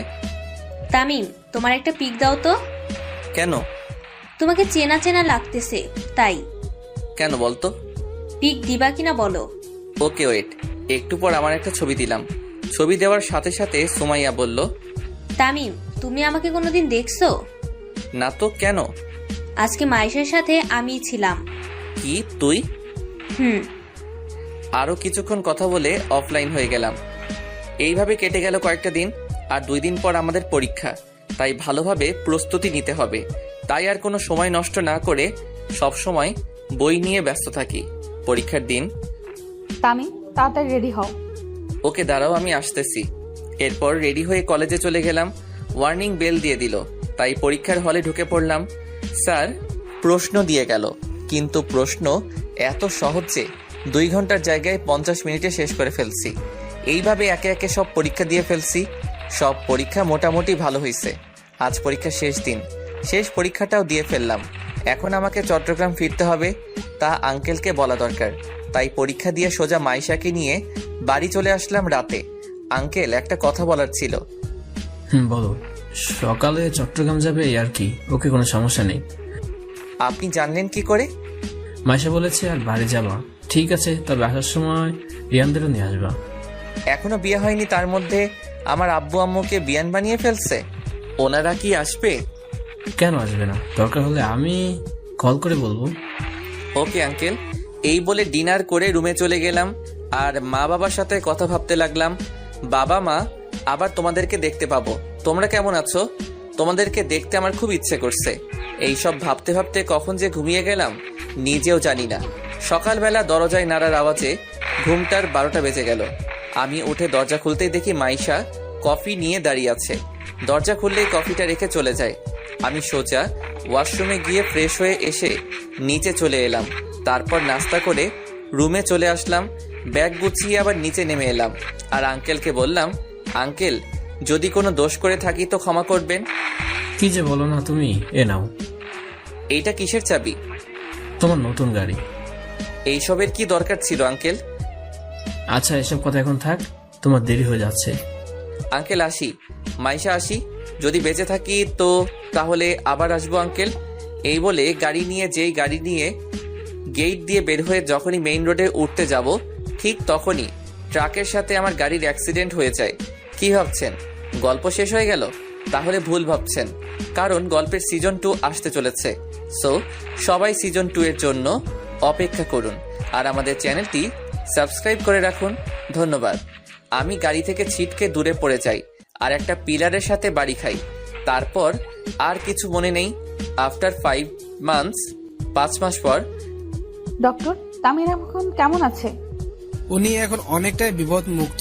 তামিম এতদিন কোথায় ছিলেন, আজ হঠাৎ তার সেন্স ফিরে আসে, তাই ওনাকে ঘুমের ওষুধ দিয়ে হালকা ট্রিটমেন্ট করি। এই বলে মাইশা তামিমকে দেখতে তামিমের কেবিনে যায়। মাইশা দেখে তামিম শুয়ে আছে। মাইশা ডাক্তারকে বলল, ডক্টর তামিমের কখন জ্ঞান ফিরবে? 1 ঘন্টা পরে তামিমের জ্ঞান ফিরবে, তার চেয়ে বেশিও লাগতে পারে। কিন্তু তামিমের জ্ঞান ফেরার পর ওনাকে কোনো প্রশ্ন করবেন না, কারণ এতে পেশেন্টের ক্ষতি হতে পারে। ওকে ডাক্তার। আপনি তাহলে এখানে বসেন। ডাক্তার চলে গেল আর মাইশা তামিমের মাথায় হাত বুলিয়ে দিচ্ছে আর তামিমের দিকে তাকিয়ে আছে আর বলতেছে, তামিম তুমি কি জানো না আমি তোমাকে কতটা ভালোবাসি? জানো তোমার যদি কিছু হয়ে যায় তাহলে আমি কি নিয়ে বাঁচবো? তামিম তোমাকে যে খুব বেশি ভালোবেসে ফেলেছি, তোমাকে ছাড়া যে আমি এক মুহূর্তও থাকতে পারি না। এইভাবে কিছুক্ষণ থাকার পর মাইশার চোখে ঘুম আসছে। তাই মাইশা ঘড়ির দিকে তাকিয়ে দেখে বিকেল 3টা বাজে। মাইশা তামিমের হাতের উপর মাথা দিয়ে শুয়ে পড়ে। হঠাৎ কারো হাত নড়াচড়ার কারণে মাইশার ঘুম ভেঙে যায়। মাইশা চোখ খুলে দেখে তামিমের হুঁশ ফিরেছে আর তামিম বলতেছে, আমি এখন কোথায়? আমাকে তুমি বলে কেন ডাকতেছেন? তোমার নাম তামিম, তাই তোমাকে তামিম বলে ডাকতেছি। আমাকে তামিম বলে কেন ডাকতেছেন? আমার নাম তামিম, কিন্তু আপনাকে তো আমি চিনি না। আপনি কে আর আমি বা কে? মাইশা তামিমের এই ব্যবহার মেনে নিতে না পেরে ডাক্তারকে ডাক দিল। ডাক্তার ডাক্তার ডাক্তার তামিমের কেবিনে ছুটে আসে। কি হয়েছে ম্যাম? তামিম আমাকে চিনতে পারছে না কেন? নিশ্চয়। কি হলো ডাক্তার, কিছু বলছেন না কেন? যেটা ভেবেছিলাম সেটাই হয়েছে। কি ডক্টর, তামিমের কি হয়েছে? আসলে মাথায় খুব আঘাত লাগায় ওনার স্মৃতি হারিয়ে গেছে। ডাক্তারের কথা শুনে ইতি চমকে যায়। আসলে ওই দিন যখন অ্যাক্সিডেন্ট করি তখন ট্রাকের ধাক্কায় আমি গাড়ি থেকে বাহিরে পড়ে একটা পিলারের সাথে আমার মাথায় আঘাত লাগে। এরপর অ্যাক্সিডেন্টের কিছু সময় পর যখন মাইশা তাদের বাড়ির বাগানে যেতে লাগলো তখন দেখতে পেল তাদের বাড়ির সামনে কিছু লোক জড়ো হয়ে আছে। তাই মাইশা ওইখানে গিয়ে দেখে তামিমের অ্যাক্সিডেন্ট হয়েছে। আমার অ্যাক্সিডেন্ট হয়েছে দেখে মাইশা তার আব্বুকে তাড়াতাড়ি ডাকতে যায়। আঙ্কেল মাইশাকে হাঁপাতে দেখে বলল, কিরে মা, তুই এভাবে হাঁপাচ্ছিস কেন? বাবা তামিমের অ্যাক্সিডেন্ট হয়েছে। কি বলছিস? চল চলুন 5 মাস আগে হয়ে যাওয়া ঘটনা শুনে আসি। এই বলে আঙ্কেল আর মাইশা অ্যাক্সিডেন্ট প্লেস চলে আসে আর তামিমকে গাড়িতে তুলে হসপিটালে নিয়ে যায়। কিন্তু ডাক্তাররা তামিমকে ওটিতে নেওয়ার 1 ঘন্টা পর তামিমের ট্রিটমেন্ট করে যখন কিছু হচ্ছে না দেখে ডাক্তাররা জবাব দিল, সরি মিস্টার রফিক, ওনাকে ইমিডিয়েটলি সিঙ্গাপুর হসপিটালে নিয়ে যেতে না পারলে তামিমকে বাঁচানো সম্ভব না। কিন্তু এত তাড়াতাড়ি ফ্লাইট কোথায় পাবো? আমরা জানি না, আপনাকে দ্রুত পেশেন্টকে সিঙ্গাপুর নিয়ে যেতে হবে। ওকে ডাক্তার, তাহলে আমি টাইমকে একটা অ্যাম্বুলেন্সে শিফট করে দেন আর এখন টাইমকে সিঙ্গাপুরে নিয়ে চলে যাব। কিন্তু এত তাড়াতাড়ি কিভাবে যাব? ফ্লাইট রেডি হতে হতে তো 1 দিন লাগবে। আমাদের প্রাইভেট প্লেন করে চলে যাব। ওকে আব্বু। ডাক্তার টাইম অ্যাম্বুলেন্সকে শিফট করে দেন। ওকে। কিছুক্ষণ পর তামিমকে অ্যাম্বুলেন্সে শিফট করা হলো। তারপর অ্যাম্বুলেন্স নিয়ে এয়ারপোর্টের দিকে রওনা দিল আর মাইশা তামিমের হাত ধরে কাঁদতে কাঁদতে বলল, তামিম তুমি এইভাবে আমার সাথে কথা না বলে থাকতে পারবে না। তামিম কথা বলো প্লিজ, তামিম কথা বলো। তামিম তোমার এই অবহেলা যে আমি সহ্য করতে পারি না। মাইশার এই অবস্থা দেখে আঙ্কেল বললেন, কাঁদিস না, দেখ সব ঠিক হয়ে যাবে। নিজের মেয়ের অবস্থা দেখে বাবার সান্ত্বনা দেওয়া ছাড়া আর কি করার আছে, তাই সান্ত্বনা দিচ্ছেন। আর কি বা করবেন। দেখতে দেখতে অ্যাম্বুলেন্স এয়ারপোর্টে পৌঁছে গেল। এরপর তামিমকে অ্যাম্বুলেন্স থেকে প্লেনে শিফট করা হলো। প্লেন স্টার্ট করলো। রাত 9টার দিকে প্লেনটি সিঙ্গাপুরের এয়ারপোর্টে ল্যান্ড করলো। এরপর তামিমকে নিয়ে হাসপাতালে ভর্তি করায়। তামিমকে ওটিতে নেওয়া হয়। কিছুক্ষণ পর ডাক্তার বেরিয়ে আসলো। ডাক্তারকে বেরিয়ে আসতে দেখে আঙ্কেল আর মাইশা ডাক্তারের কাছে গিয়ে ডাক্তারকে বলে, ডক্টর তামিমের কি অবস্থা? ডাক্তার নিশ্চুপ। কি হলো, চুপ কেন ডাক্তার? আমরা অপারেশন সাকসেসফুল করেছি, কিন্তু কি ডাক্তার? আপনাদের পেশেন্টের কোমায় চলে গেছে। তামিমের কি জ্ঞান ফিরবে না কখনো? ফিরবে, কিন্তু কবে ফিরবে তামিমের জ্ঞান? আবার ঠিক বলতে পারবো না, তবে হয়তো একদিন ফিরতেও পারে, আবার 1 মাসও ফিরতে পারে, আবার তার থেকে বেশিও লাগতে পারে। কি, আমরা কি তামিমকে দেখতে পারবো না? এখন তো দেখা যাবে না।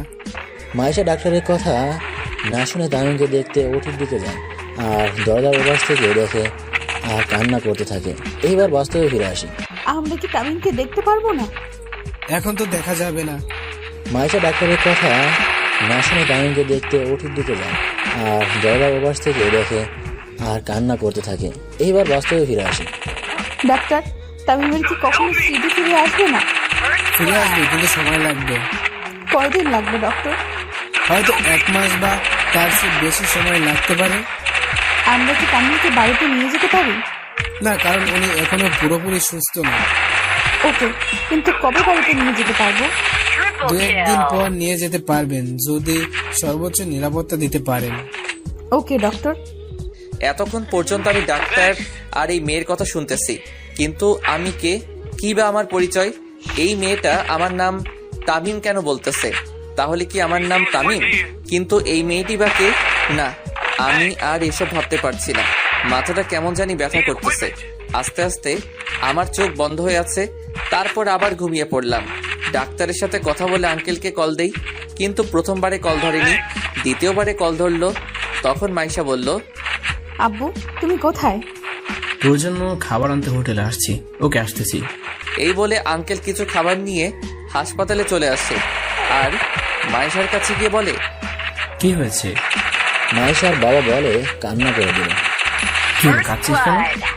তামিমের কেবিনে চলো। চল আগে খাবারগুলো খেয়ে নে। খাবো না আমি। এরকম করো না। দেখ, তুই কিছু না খাস তাহলে তুই তো রোগা হয়ে যাবি, তখন তামিমকে কে দেখবে? এরপর মাইশা নাস্তাগুলো খেয়ে নেয়। নাস্তা খেয়ে আঙ্কেল আর মাইশা আমার কেবিনে আসে। কেবিনের দরজা বন্ধ হওয়ার শব্দে ঘুমটা ভেঙে যায়। আমি চোখ খুলে দেখি একটা মেয়ে আর একটা লোক, মাইশা আর আঙ্কেল। যেহেতু আমার স্মৃতি হারিয়ে গেছে, তাই আমি মাইশা আর আঙ্কেলের ক্যারেক্টারটা লোকটি আর মেয়েটি করলাম। আমার কেবিনে আসছে, আমি ওনাদেরকে দেখে বললাম, আপনারা কারা? আমার কথা শুনে আঙ্কেল চমকে যায় আর মেয়েটিকে ইশারায় বলে, আমি কি বলছে এগুলো? তারপর মেয়েটি মানে মাইশা যা বলল তা শুনে আঙ্কেল চমকে যায়। আমার কথা শুনে আঙ্কেল চমকে যায় আর মাইশাকে ইশারায় বলে, আমি কি বলছি এগুলো? তারপর মাইশা যা বলল তা শুনে আমি আর আঙ্কেল চমকে যাই, কারণ মাইশা বলল যে, বাবা, তামিম স্মৃতি হারিয়ে ফেলেছে। কি বলছিস এসব? বাবা, তামিমের স্মৃতি হারিয়ে ফেলেছে। আচ্ছা, আপনারা কি আমাকে চিনেন? হ্যাঁ, চিনি তো। আমি কে? আমার নাম কি বলুন না প্লিজ। তুমি আমার তামিম, আর আমি তোমার হবু বউ মাইশা, আর ইনি হলেন আমার বাবা রফিক চৌধুরী। আমার না খুব মাথায় খুব ব্যথা করছে। আপনারা যদি বাইরে যেতেন তাহলে আমি ঘুমিয়ে যেতে পারবো। কেন নই, তুমি ঘুমিয়ে যাও, আমরা বাইরে আছি। এই বলে মাইশা আর আঙ্কেল বাহিরে চলে গেলেন আর আমি শুয়ে পড়লাম। মাইশা আর আঙ্কেল বাহির হয়ে সোজা একটা টুলে বসে পড়লেন আর মাইশাকে বললেন, তামিম কি কখনো স্মৃতি ফিরে আসবে না? ডক্টর তো বলেছিল আবার স্মৃতি ফিরে আসবে। কিন্তু কবে ফিরে আসবে? 2-1 মাসের মধ্যে আবার স্মৃতি ফিরে আসবে। তাই জন্য সকালবেলা বুকের মধ্যে ভারী কিছু অনুভব করতেছি। আমি চোখ খুলে দেখি মাইশা আমার বুকে মাথা দিয়ে শুয়ে আছে। আমি মাথাটা নাড়াতেই মাইশা জেগে উঠল আর আমাকে বলল, এখন কেমন লাগছে তোমার? অনেকটাই ভালো। আমি ফ্রেশ হব। তারপর ইতি আমাকে ফ্রেশ করিয়ে আবার কেবিনে নিয়ে আসলো। এরপর ইতি বাহিরে গিয়ে কিছু নাস্তা নিয়ে আসলো আর আমাকে খাইয়ে দিল, আর নাস্তা খাইয়ে আবার ওষুধও খাইয়ে দিল। এভাবে কেটে গেল 2টা দিন। এখন আমি অনেকটাই সুস্থ, হাঁটতে পারি পুরোপুরি, কিন্তু এখনো আমার স্মৃতি ফিরে আসেনি। আমি সুস্থ দেখে মাইশা আঙ্কেলকে বলল, বাবা, তামিম এখন অনেকটাই সুস্থ। ডাক্তারকে বলে রিলিজের ব্যবস্থা করো, আর আমরা আজকেই বাংলাদেশে যাব। ওকে, আমি এখন ডাক্তার কাছে যাচ্ছি। এই বলে আঙ্কেল চলে গেল। একটু পর আঙ্কেল আবার আসলো আর বলল, তামিমকে রেডি কর, আর আমরা এখনই এয়ারপোর্টে যাব। ওকে বাবা। এরপর মাইশা আমাকে একটা কালো শার্ট আর কালো প্যান্ট দিয়ে বলল এগুলো পরতে। মাইশা বাহিরে চলে গেল আর আমিও শার্ট আর প্যান্টটা পরে বাহিরে আসলাম। তারপর সবাই মিলে গাড়ি করে এয়ারপোর্টে চলে আসলাম। এরপর আঙ্কেলের প্রাইভেট প্লেনে করে বাংলাদেশের উদ্দেশ্যে রওনা দিলাম। বিকাল 4টার দিকে প্লেনটি ঢাকা শাহজালাল আন্তর্জাতিক এয়ারপোর্টে ল্যান্ড করলো। এরপর আমরা 3 জনে এয়ারপোর্ট থেকে বাহির হয়ে গাড়ির জন্য অপেক্ষা করতে লাগলাম। একটু পর একটা গাড়ি আসলো। আমরা তিনজনে গাড়িটাতে উঠে মাইশাদের বাড়ির দিকে রওনা দিলাম। কিছুক্ষণ ড্রাইভ করার পর আমরা আঙ্কেলের বাড়িতে পৌঁছে গেলাম। আমি গাড়ি থেকে নামতেই দেখি একটা বড় দালান আর তার চারপাশে ফুলের বাগান, খুব সুন্দর করে সাজানো। এরপর আমরা ভিতরে ঢুকে দেখি বাড়িটা খুব সুন্দর করে সাজানো। তখন আঙ্কেল মাইশাকে বলল, মাইশা ওকে রুমটা দেখিয়ে দে। ওকে বাবা চলো। এরপর মাইশা আমাকে নিয়ে একটা রুমের সামনে আনলো আর রুমের দরজা খুলে দিয়ে আমাকে বলল, এইটা তোমার রুম, যাও গিয়ে ফ্রেশ হয়ে নিচে এসো। ওকে। এই বলে রুমের ভিতরে ঢুকে চারিদিকে চোখ বোলাতে লাগলাম, কিন্তু রুমটা আমার খুব চেনা চেনা লাগছে। এর আগে রুমটা দেখেছি মনে হচ্ছে, তাহলে কি এর আগেও আমি এই রুমে ছিলাম? বলে মাথায় হাত দিয়ে খাটে শুয়ে পড়লাম। মাথাটা প্রচন্ড ব্যথা করছে, তাই শুয়ে পড়লাম। যখন ঘুম ভাঙে তখন ঘড়ির দিকে তাকিয়ে দেখি 9টা বাজে, তাই তাড়াতাড়ি ফ্রেশ হয়ে সোজা নিচে চলে আসলাম। আমাকে নিচে নামতে দেখে আঙ্কেল বলল, তুমি এখন পুরোপুরি সুস্থ তো? হ্যাঁ আঙ্কেল। তাহলে কাল থেকে আবার আমার সাথে অফিস করবে এবং ভার্সিটিতে ভর্তি হবে। কিন্তু ভার্সিটিতে ভর্তি হতে হলে তো সার্টিফিকেট লাগে, কিন্তু আমার সার্টিফিকেটগুলো কোথায় তা তো আমি জানি না। তখন মাইশা বলল, সার্টিফিকেটের জন্য তোমার চিন্তা করতে হবে না, ওইগুলো তোমার রুমে আছে। ওকে, কিন্তু আমি কি আপনার সাথে অফিসে বসতে পারবো? তখন আঙ্কেল বলল, কেন পারবে না? আমি তো এইসব কিছুই জানি না। তুমি চিন্তা করো না, আস্তে আস্তে সব শিখে নেবে। Okay uncle. অনেক কথা হয়েছে, এখন ডিনার করে নাও। ডিনার করে নাও। ওকে। এরপর ডিনার করে রুমে চলে এলাম। রুমে এসে ওষুধ খেয়ে বেলকনিতে দাঁড়িয়ে ভাবতে লাগলাম, কে এরা, কে এই মাইশা? আমি কি তাদেরকে চিনতাম? কিন্তু মাইশা তো বলল আমি তাকে ভালোবাসি। এটা কি সত্যি নাকি মিথ্যা? আমার বাবা মা কারা? কোথায় থাকে ওনারা? কি আমার পরিচয়? আমার নাম তামিম, এই ছাড়া কি আরো পরিচয় আছে আমার? আবার মাথা ব্যথা শুরু হয়ে গেল, তাই শুয়ে পড়লাম। কিন্তু এই আমি কাকে দেখতে পাচ্ছি? কে এই বয়স্ক মহিলা যাকে আমি ভাবনায় দেখতে, কিন্তু ওই মহিলা আদর করে দেওয়া ছেলেটা তো আমি, কিন্তু কে এই মহিলা? আর আমার পাশে থাকা লোকটি বা কে? কিন্তু ওনাদেরকে তো আমি কোথাও দেখেছি মনে হচ্ছে। কোথায় দেখেছি? হঠাৎ ঘুমটা ভেঙে গেল। তাহলে কি আমি এতক্ষণ স্বপ্ন দেখছিলাম? কিন্তু এই মহিলা আর লোকটি বা কে? আমি কি ওনাদেরকে চিনি? আমার মনে হচ্ছে ওনারা আমার খুব কাছের কেউ, কিন্তু কে হতে পারে? ধুর, বাদ দে এসব, এখন ঘুমিয়ে যাই। সকালে 8টার দিকে ঘুমটা ভেঙে গেল। ঘুম থেকে উঠে ফ্রেশ হয়ে সোজা নিচে চলে এলাম। এরপর আঙ্কেল বললেন, তাই এখন কেমন লাগছে তোমার? অনেকটাই ভালো। চেয়ারে বসে নাস্তা করে নাও। Okay uncle. চেয়ারে বসে নাস্তা করতে লাগলাম। এমন সময় মাইশা বলল, তামিম, তোমার সার্টিফিকেট পাইছো? পাইছি, কিন্তু আঙ্কেল আপনাকে একটা কথা বলার ছিল। বলো কি কথা? আমার আম্মু আব্বু কোথায়? ওনারা কি নেই? আমি তো জানি না। কেন?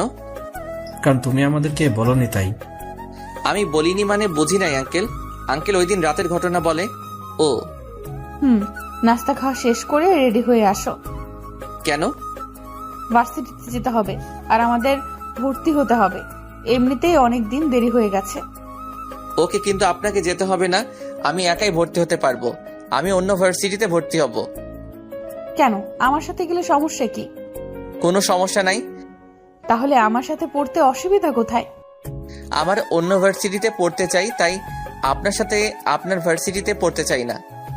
কিন্তু তখন আঙ্কেল বলল, আচ্ছা মা, বাদ দে তো, তামিম যখন চাইবে তখন ওকে ওর মতো চলতে দে। কিন্তু বাবা। কোনো চিন্তা নয়, তামিম যাও গিয়ে রেডি হয়ে এসো। এই বলে আমি রুমে এসে একটা নর্মাল শার্ট আর প্যান্ট পরে নিচে এলাম। আমাকে এসব কাপড় পরতে দেখে আঙ্কেল বললেন, এগুলো তুমি কি পরেছো? কেন, শার্ট আর প্যান্ট পরছি। দামি দামি শার্ট থাকতে এই খ্যাতমার্কা শার্ট পরছো কেন? আমাকে এগুলো তো ভালোই লাগছে, আপনি আর না করবেন না। ওকে, সব কাগজপত্র নিয়েছো? নিছি। এই নাও কার্ড, আর পাসওয়ার্ড হলো। এটা কিসের কার্ড? এই ক্রেডিট কার্ড, তোমার যখন যা ইচ্ছে খরচ করতে পারো। না আঙ্কেল, আমার লাগবে না, আমাকে শুধু ভর্তি ফি আর 500 টাকা দেন, তাতেই হবে। ওকে নাও, আর এটা তোমার অফিসের কার্ড, ক্লাস করে অফিসে চলে এসো। Okay uncle. এই বলে আমি যখনই বাহির হতে যাব তখনই মাইশা বলল, গাড়ি নিয়ে যাবে না? না, আমি রিক্সা নিয়ে যাব। ওকে। এ কি, তামিমের স্বভাব এইভাবে পাল্টে গেল কেন? ও তো আগে এইরকম খ্যাত হয়ে চলতো না। তাহলে কি স্মৃতিশক্তি যাওয়ার সাথে তামিমের নিজস্ব পার্সোনালিটি চেঞ্জ হয়ে গেছে। আমাকে যেইভাবেই হোক তামিমের স্মৃতি আবার ফিরিয়ে আনতে হবেই। এই বলে বাসা থেকে বাহির হয়ে রিক্সার জন্য অপেক্ষা করতে লাগলাম। অনেকক্ষণ দাঁড়িয়ে থাকার পর একটা রিক্সা পেলাম। এরপর রিক্সা নিয়ে ভার্সিটির দিকে রওনা দিলাম। কিছুক্ষণ পর ভার্সিটি পৌঁছে গেলাম। রিক্সা ভাড়া দিয়ে ভার্সিটিতে প্রবেশ করলাম আর চারিদিকে চোখ বোলাতে লাগলাম। চারিদিকে সবাই স্মার্ট আর বড় লোকের ছেলে, শুধু আমি একা খ্যাত হয়ে ভার্সিটিতে ঢুকলাম। এরপর আমি অফিসে গিয়ে ভর্তি হয়ে ক্লাসরুমে এসে বসলাম। একটু পর স্যার আসলো আর আমার পরিচয় জানতে চাইলে পরিচয়টা বললাম। একে একে সব ক্লাস করে ক্লাস থেকে বাহির হয়ে সোজা গেটের দিকে যেতে লাগলাম। এরপর যখনই গেটের বাহিরে পা রাখবো তখনই কে যেন আমাকে তামিম তামিম বলে ডাক দিল। আমি পিছনে ফিরতেই দেখি একটা মেয়ে আমায় ডাকছে। ভাবতেছি দাঁড়াবো নাকি চলে যাব। চলেই যাই। এরপর যখন হাঁটা আবার শুরু করলাম তখন আবার ডাকা শুরু করলো, তাই আমি দাঁড়িয়ে গেলাম। তখন মেয়েটি বলল, তোমাকে কখন থেকে ডাকতেছি, তুমি দাঁড়াচ্ছ না কেন? আপনি আমায় ডাকছিলেন? তো কাকে ডাকবো, এখানে তুমি ছাড়া আর কেউ নেই। এইবার বলেন আমাকে কেন ডেকেছেন? তুমি এতদিন কোথায় ছিলে? আমি কোথায় ছিলাম তা আপনাকে বলবো কেন? আপনি কে জানার? কেন, আমি তোমার ফ্রেন্ড, আমি তো জানতেই পারি তুমি এতদিন কোথায় ছিলে। আমি তো আপনাকে চিনি না। আমি সুমাইয়া, তুমি আমাকে চিনতে পারছো না? সরি, আমি সুমাইয়া নামের কাউকে চিনি না। আর আপনাকে তো আমি কোনোদিন দেখিই নাই, আজ প্রথম দেখলাম আপনাকে। কি বলছো তুমি এসব? আমি সত্যি বলছি। আর পথ ছাড়েন, আমার যেতে হবে। আর কোনোদিন আমায় বিরক্ত করবেন না। এই বলে সোজা বাসায় চলে আসলাম। বাসায় গিয়ে দেখি মাইশা আমার আগে কলেজ থেকে চলে আসলো। আমাকে আসতে দেখে মাইশা বলল, আজ কলেজ কেমন কাটলো? ভালো, আমি ফ্রেশ হয়ে আসি। এই বলে সোজা রুমে চলে আসলাম। দেখতে দেখতে 2টা মাস চলে গেল। এখন আমার সব স্মৃতি মনে পড়ে গেছে। কলেজেও অনেক ফ্রেন্ড হয়ে গেছে। আঙ্কেলের কোম্পানিতেও কাজ করি। বাবা মায়ের কথা খুব মনে পড়তেছে। বাবা মাকে খুব মিস করতেছি। ভাবতেছি বাড়ি ফিরে যাব, কিন্তু এর আগে আমাকে প্রতিষ্ঠিত হতে হবে, তারপর বাড়ি ফিরে যাব। আজ 19শে জানুয়ারি 2022 সাল। 19শে জানুয়ারি মাইশার জন্মদিন, মানে আর একদিন পরই ইতির বার্থডে। তাই আঙ্কেল আমাকে বলল, তামিম, কাল ইতির বার্থডে, তাই আমি চাই বার্থডে সব দায়িত্ব তোমাকে নিতে হবে। ওকে আঙ্কেল, আপনি কোনো চিন্তা করবেন না, আমি সব সামলে নিব। ওকে, তুমি এখন যাও, আমি একটু পরে আসবো। না আঙ্কেল, এখন অনেক রাত হয়ে গেছে, সো আপনি চলে যান, আমি না হয় ফাইলগুলো দেখে আসতেছি। ওকে, তাহলে আমি যাই।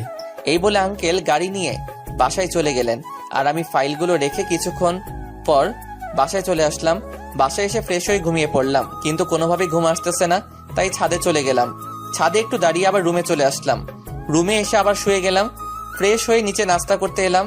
নাস্তা করতে বসছি, এমন সময় আঙ্কেল বললেন, কাজ কত দূরে গিয়েছে? সন্ধ্যার আগে হয়ে যাবে সবকিছু। তখন মাইশা বলল, কিসের কাজ বাবা? কোম্পানির কাজ। ও হুম। বাবা, আমি আজ একটু বান্ধবীর বাসায় যাব, আস্তে আস্তে সন্ধ্যা হয়ে যাবে। ওকে, সমস্যা নেই। থ্যাংক ইউ আব্বু, তাহলে আমি যাই আব্বু। ওকে, সাবধানে যাও। ওকে। এই বলে মাইশা গাড়ির চাবি নিয়ে বান্ধবীর বাড়ি চলে গেল।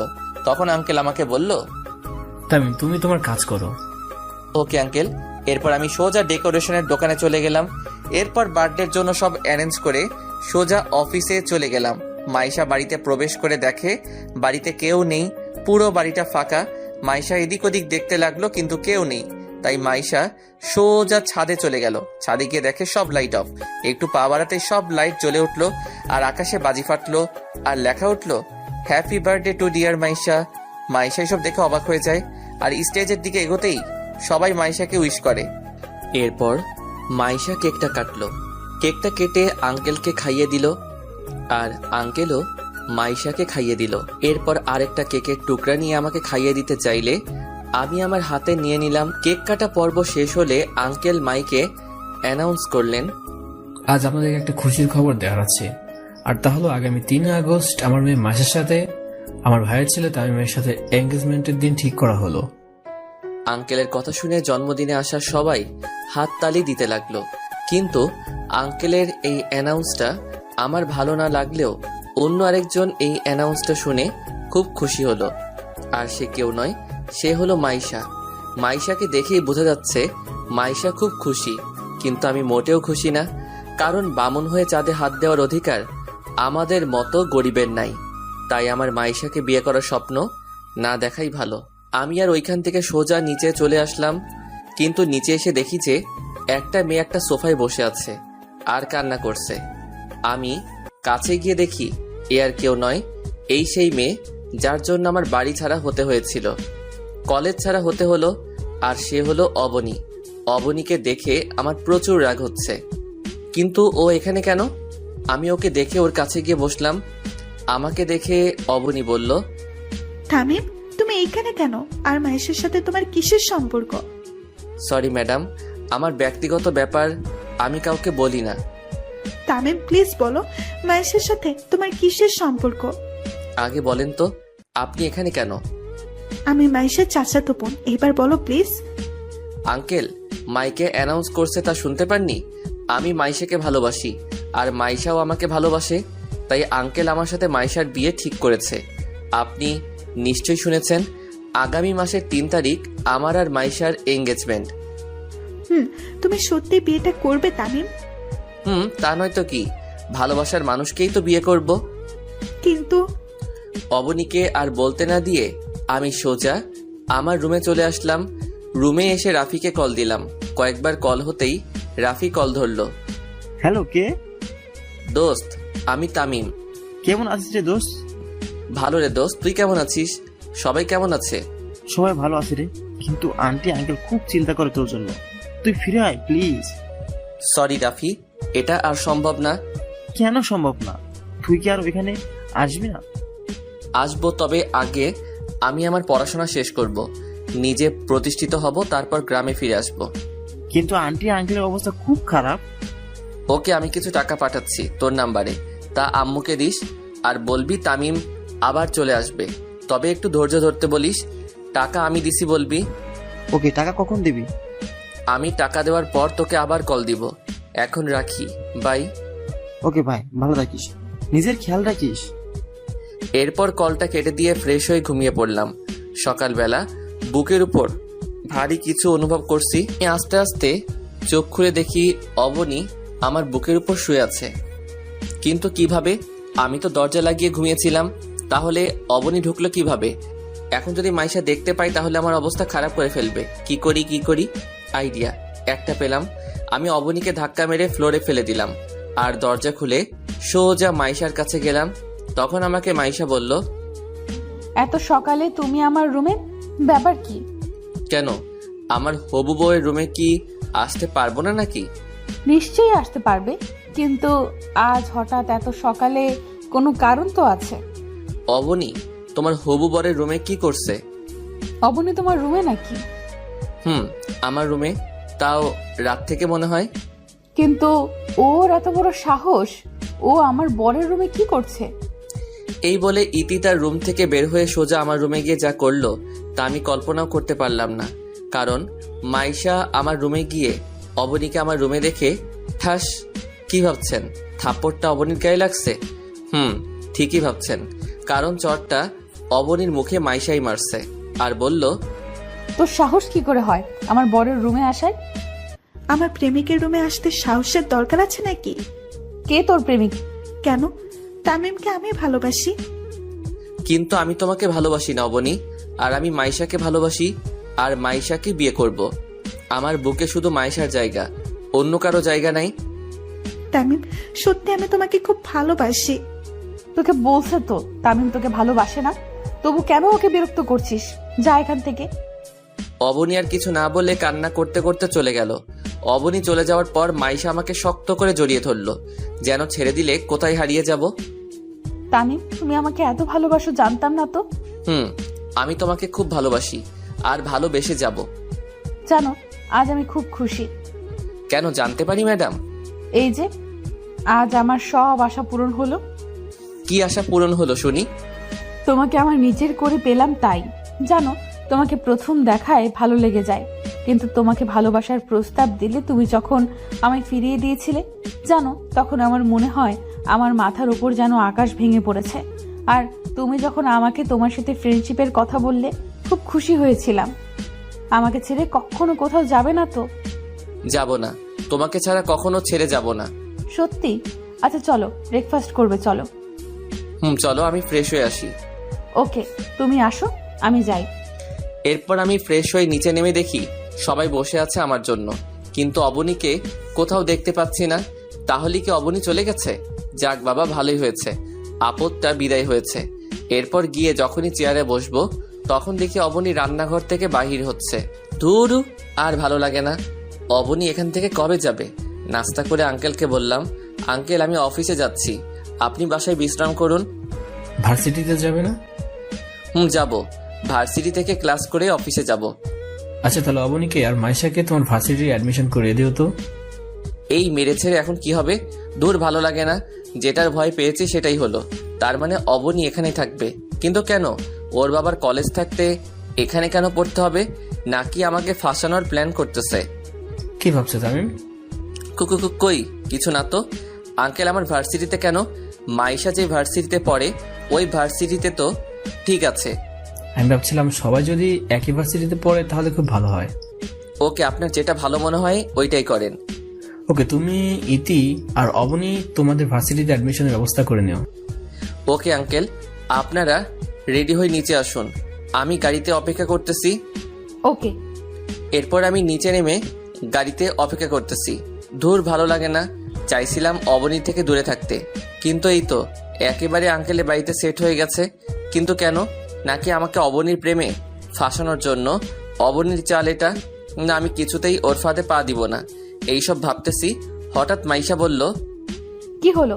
কখন থেকে গাড়িতে উঠে বসে আছি, কিন্তু তোমার গাড়ি স্টার্ট করার কোনো নামই নাই। কি সব ভাবতেছো? ও তোমরা এসে গেছো? তখন অবনী বলল, আমরা তো অনেক আগেই এসেছি, কিন্তু আপনার তো গাড়ি স্টার্ট করার কোনো নামই নেই। তাহলে যাওয়া যাক। সব কাগজপত্র নিছো তো? নিছি।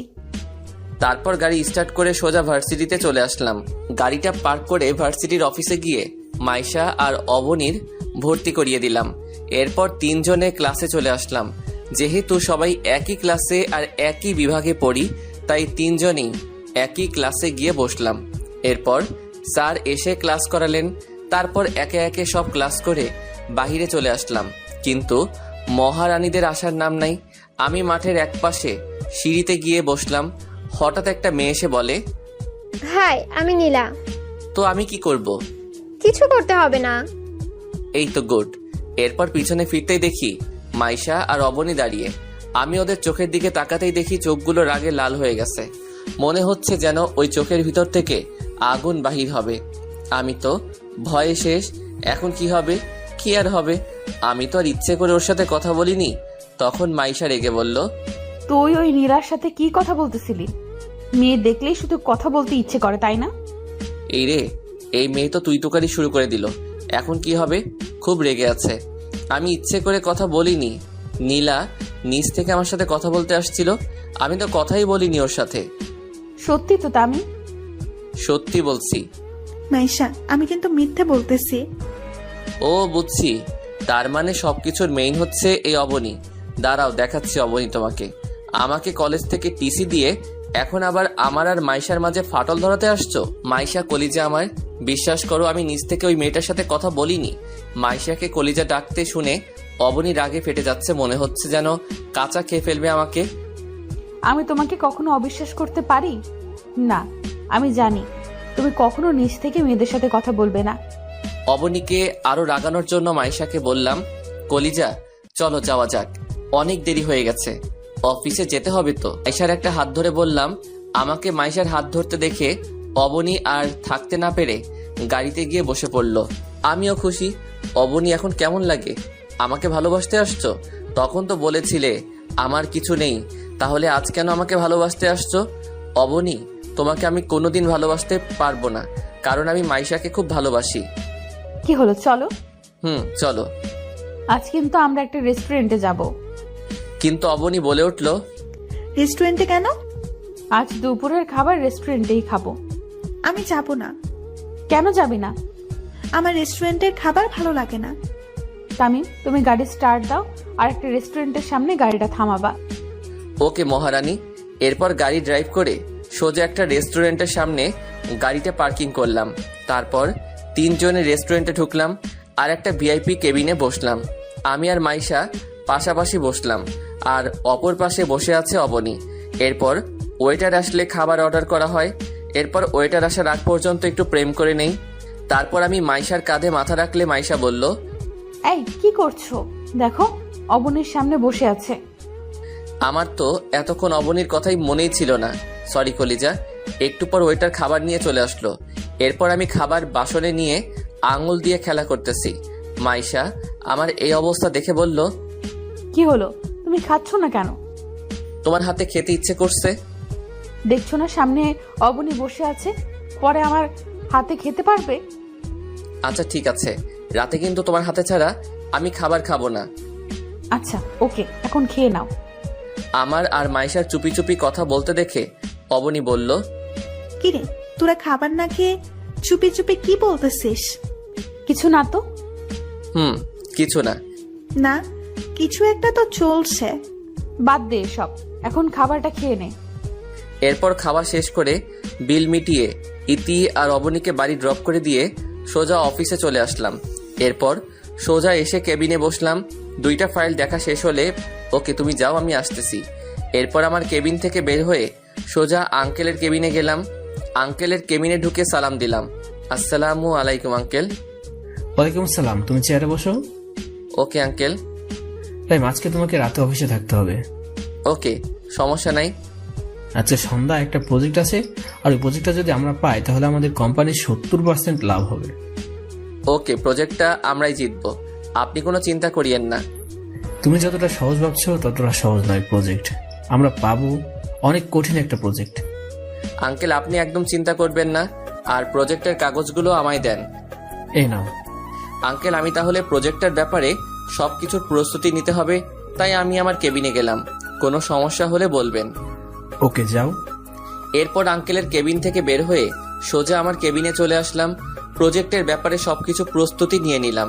এখন শুধু প্রজেক্টটা ক্লায়েন্টের সামনে উপস্থাপন করা। দেখতে দেখতে 8টা বেজে গেল।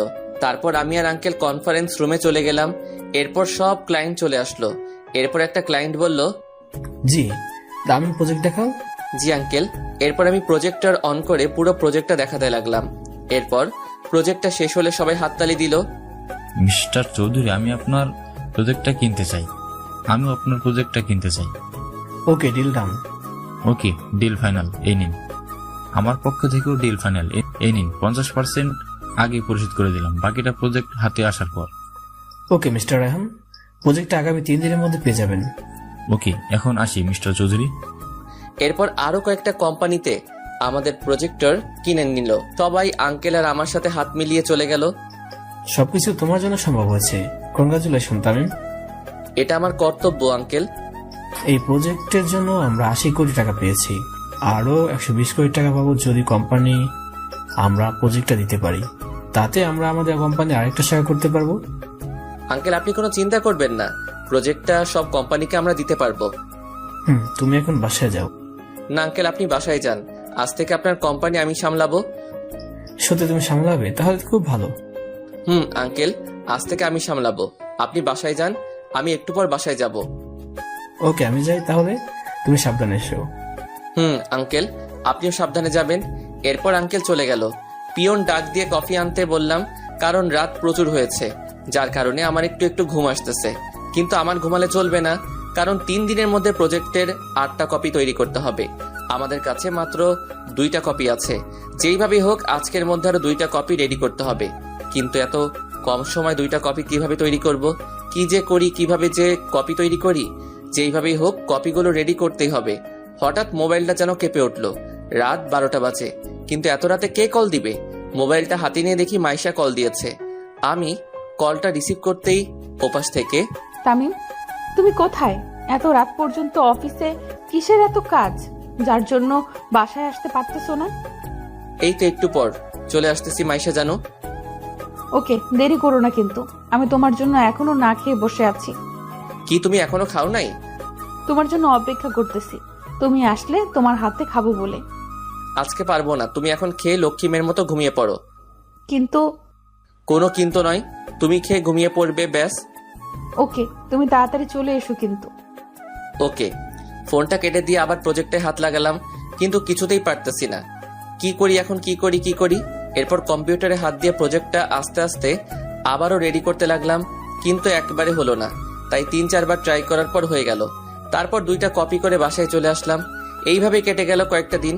কাল 3ই আগস্ট, আর আমার আর মাইশার এঙ্গেজমেন্ট। তাই এঙ্গেজমেন্টের জন্য অনেক কিছুর আয়োজন করছে, তাই আর অফিসেও যাওয়া হলো না। তাই আমি আমার রুমে বসে আছি। এমন সময় অবনী আমার রুমে আসলো। আমি অবনীকে দেখে বললাম, তুমি এখানে কি করছো?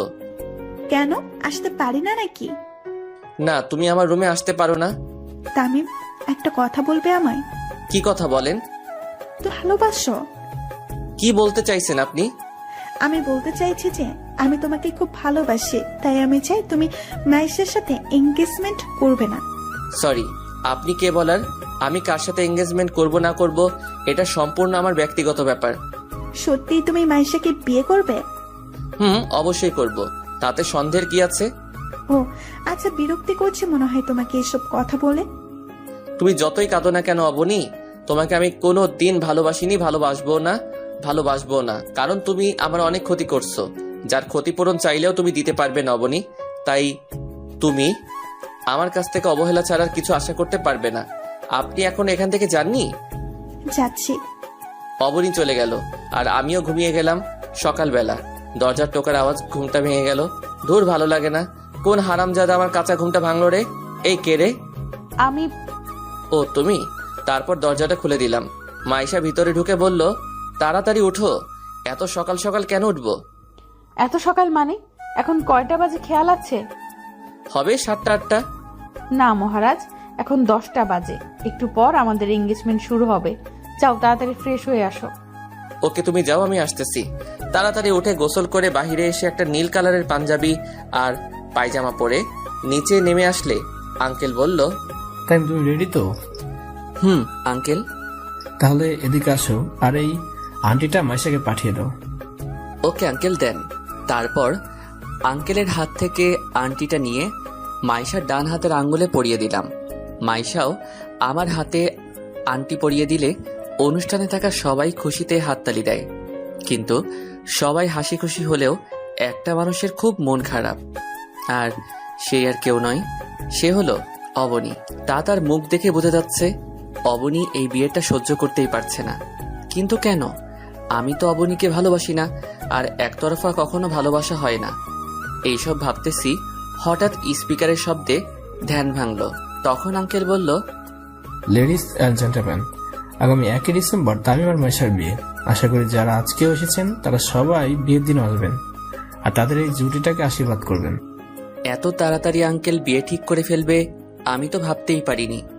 আমি আর নিচে না থেকে সোজা ছাদে চলে আসলাম, আর ভাবতে লাগলাম কি থেকে কি হয়ে গেল। আজকে আমার এঙ্গেজমেন্ট, অথচ আমার বাবা মা আমার এঙ্গেজমেন্টে উপস্থিত নাই। পুরা কপালে আর কি কি যে সহ্য করতে হবে তার নিজেও জানি না। মা বাবা, জানি না তোমরা কেমন আছো, হয়তো আমাকে নিয়ে চিন্তা করছো।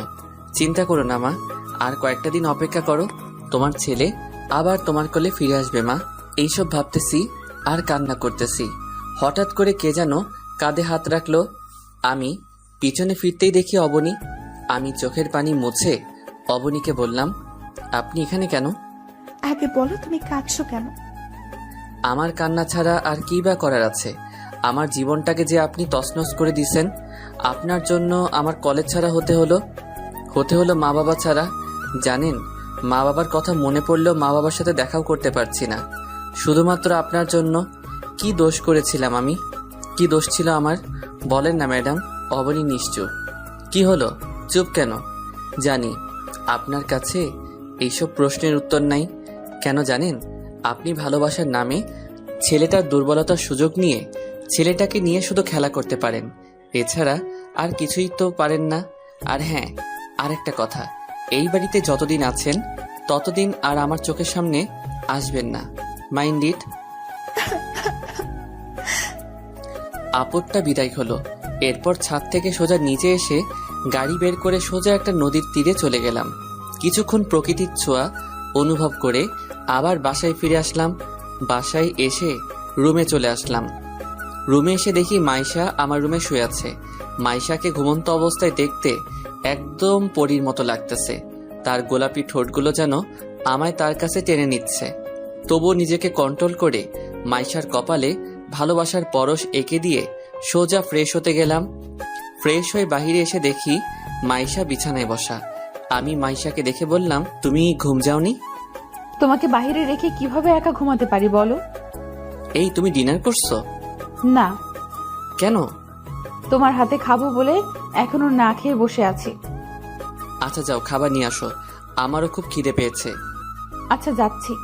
মাইশা, আঙ্কেল কি ঘুমিয়ে গেছে নাকি? অনেকক্ষণ হয়েছে।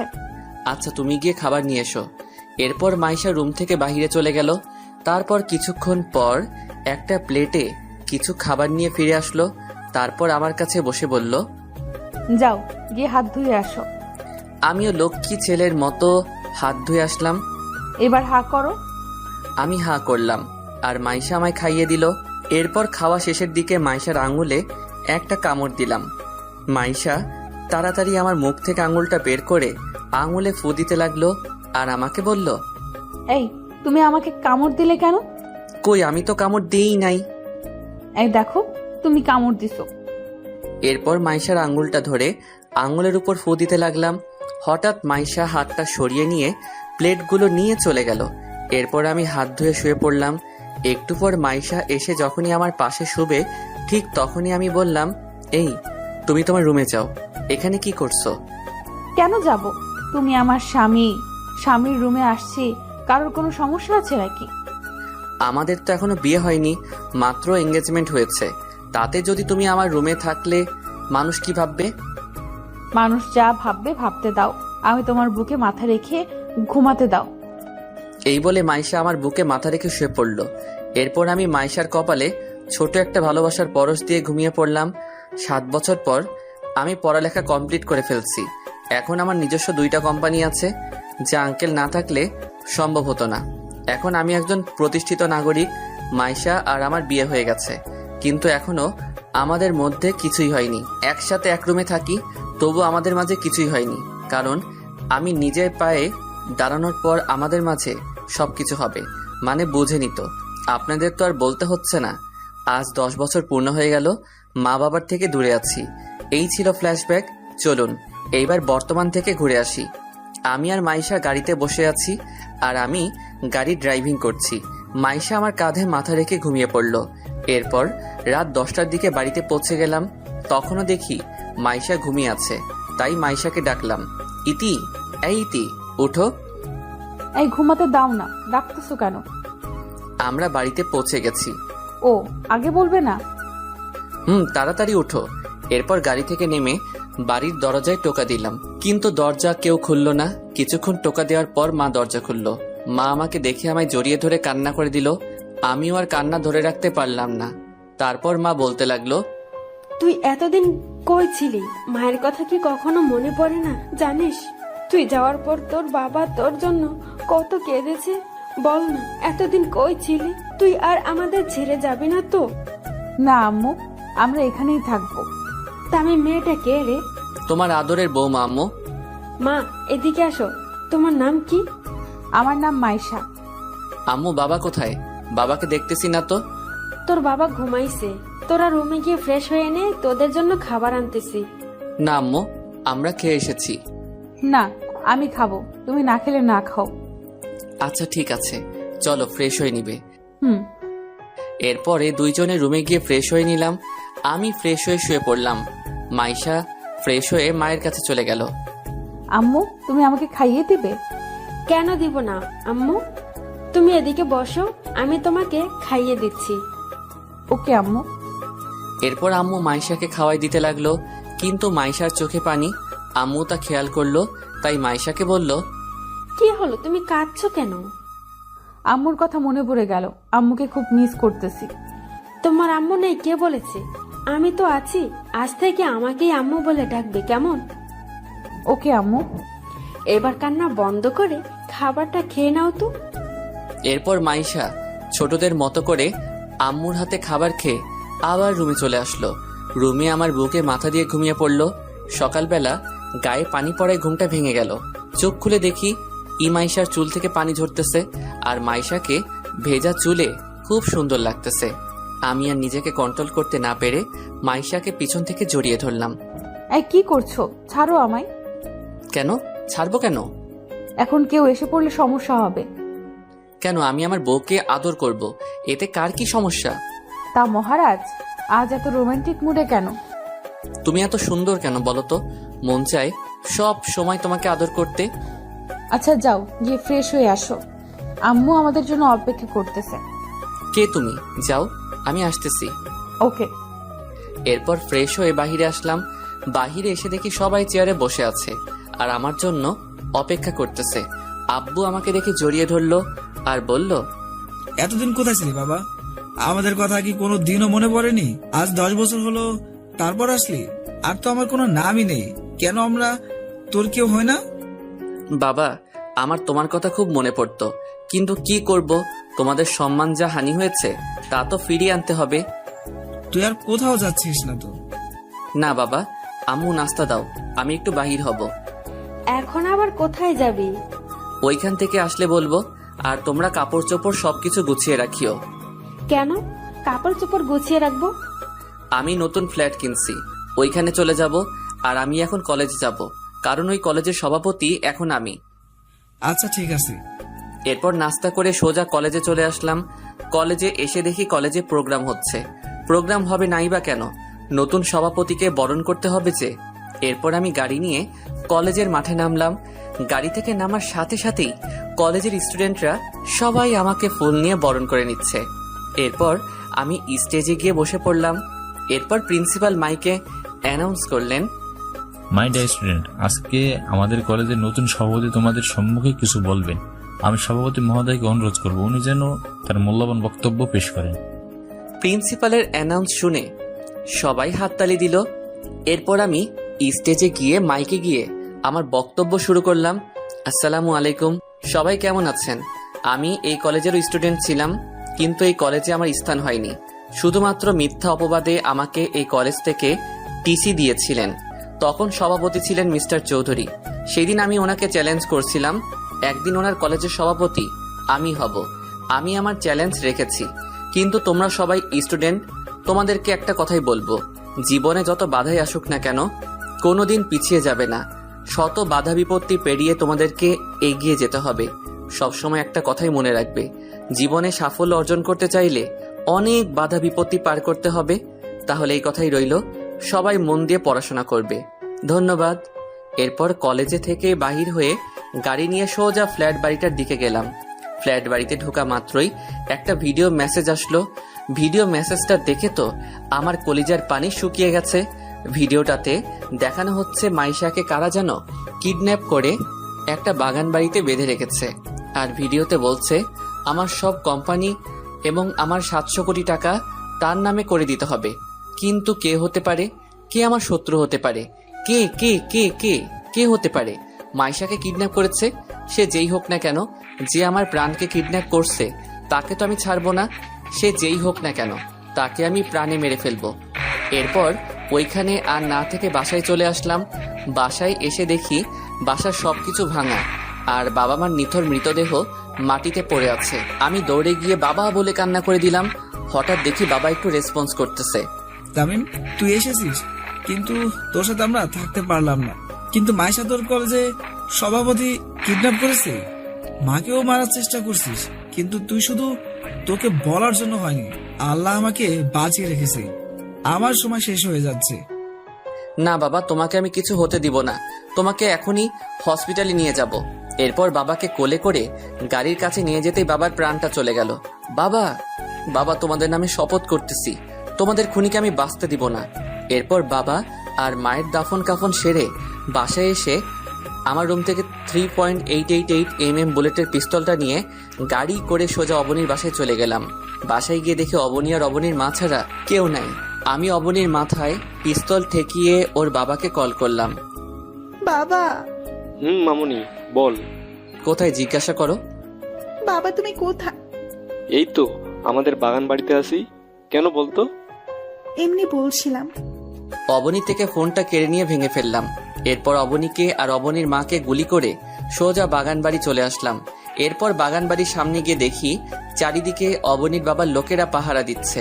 তাই আমি বাগান বাড়ির পিছনে গিয়ে পিস্তলের সাইলেন্সার লাগিয়ে বাগান বাড়িতে লুকিয়ে লুকিয়ে ঢুকে পড়লাম। একটু এগিয়ে গিয়ে দেখি মাইশাকে চেয়ারে বাঁধানো অবস্থায় রয়েছে। আর মাইশাকে দেখে সামনে যেতেই অবনীর বাবার লোকেরা আমাকে মাথায় পিস্তল দিয়ে ঘিরে ফেলল। একটু পর অবনীর বাবা এসে আমাকে বলল, এই কাগজ আর এই ল্যাপটপ নে, তোর সবকিছু আমার নামে করে দে, আর তোর অ্যাকাউন্ট টাইপ করে পাসওয়ার্ড দিয়ে তোর সব টাকা আমার অ্যাকাউন্টে ট্রান্সফার করে দে, না হলে তুই তোর মাইশাকে বাঁচাতে পারবি না। মৃত্যুর মুখে দাঁড়িয়েও তোর ভয় করছে না? এইভাবে হাসতেছিস কেন? অস্ত্র দিয়ে লড়তে পারবি, কিন্তু অস্ত্র ছাড়া লড়ার সাহস তোর নাই। বয়েস, সবাই অস্ত্র ফেলে দাও, এবার খুশি তো? আমি তোদের সবাইকে 5 মিনিট সময় দিচ্ছি। 5 মিনিটের মধ্যে যদি তোরা সবাই মিলে আমাকে মারতে না পারিস, তাহলে আমি তোদের মেরে ফেলবো। Let's start the fight. এরপর সবাই মিলে আমাকে মারতে লাগলো। আমার পুরো শরীর রক্তাক্ত হয়ে গেছে। এরপর আমি কিছুক্ষণ মরার অভিনয় করলাম। আমাকে এমন হতে দেখে অবনীর বাবার লোকেরা বলল, বস, হি ইজ ফিনিশ। এরপর আমি লাফ দিয়ে উঠে দাঁড়ালাম আর বললাম, time is finish, let's my times start now. বয়েস, কিল হিম। এরপর অবনীর বাবার লোকেরা আমাকে মারতে আসলে আমি আমার পা দিয়ে লোকটির গলায় একটা লাথি মারলাম। সাথে সাথে মাটিতে লুটিয়ে পড়ল। এরপর একে একে সবাইকে মেরে শুইয়ে দিয়ে অবনীর বাবার কাছে গিয়ে মাথায় পিস্তল থেকে বললাম, mister Chowdhury, you are finished. Tamim, না, তুমি এটা করতে পারো না। আমার মেয়ে আর আমার বউয়ের কি হবে? আমি ওদেরকে উপরে পাঠিয়ে দিয়েছি যাতে তোর একলা মনে না হয়। এরপর আমি যখনই গুলির স্ট্যাগারটা দাবাতে যাব, ঠিক তখনই মাইশা এসে আমার হাত উপরে তুলে দিল, যার কারণে গুলিটা উপরে হাওয়ায় লাগলো। তামিম, তুমি কাকে খুন করতে যাচ্ছ? উনি আমার চাচা হয়। আমি জানি, কিন্তু তোমার চাচা আমার বাবা মাকে মেরে ফেলেছে আর তোমাকেও কিডন্যাপ করেছে। আব্বুকে মেরে ফেলেছে। এখন আমি মা কাকে ডাকবো? শেষ করে দাও। এরপর মাইশা আমার কাছ থেকে পিস্তলটা নিয়ে অবনীর বাবাকে শুট করে দেয়। অবনীর বাবার সাথে সাথে মাটিতে লুটে পড়ে। ইতি এসে সোজা আমায় জড়িয়ে ধরল। অনেক অনেক ধন্যবাদ আপনাদের আমার ভিডিওটি দেখার জন্য। আবারও ধন্যবাদ আমাকে সাপোর্ট করার জন্য। ধন্যবাদ।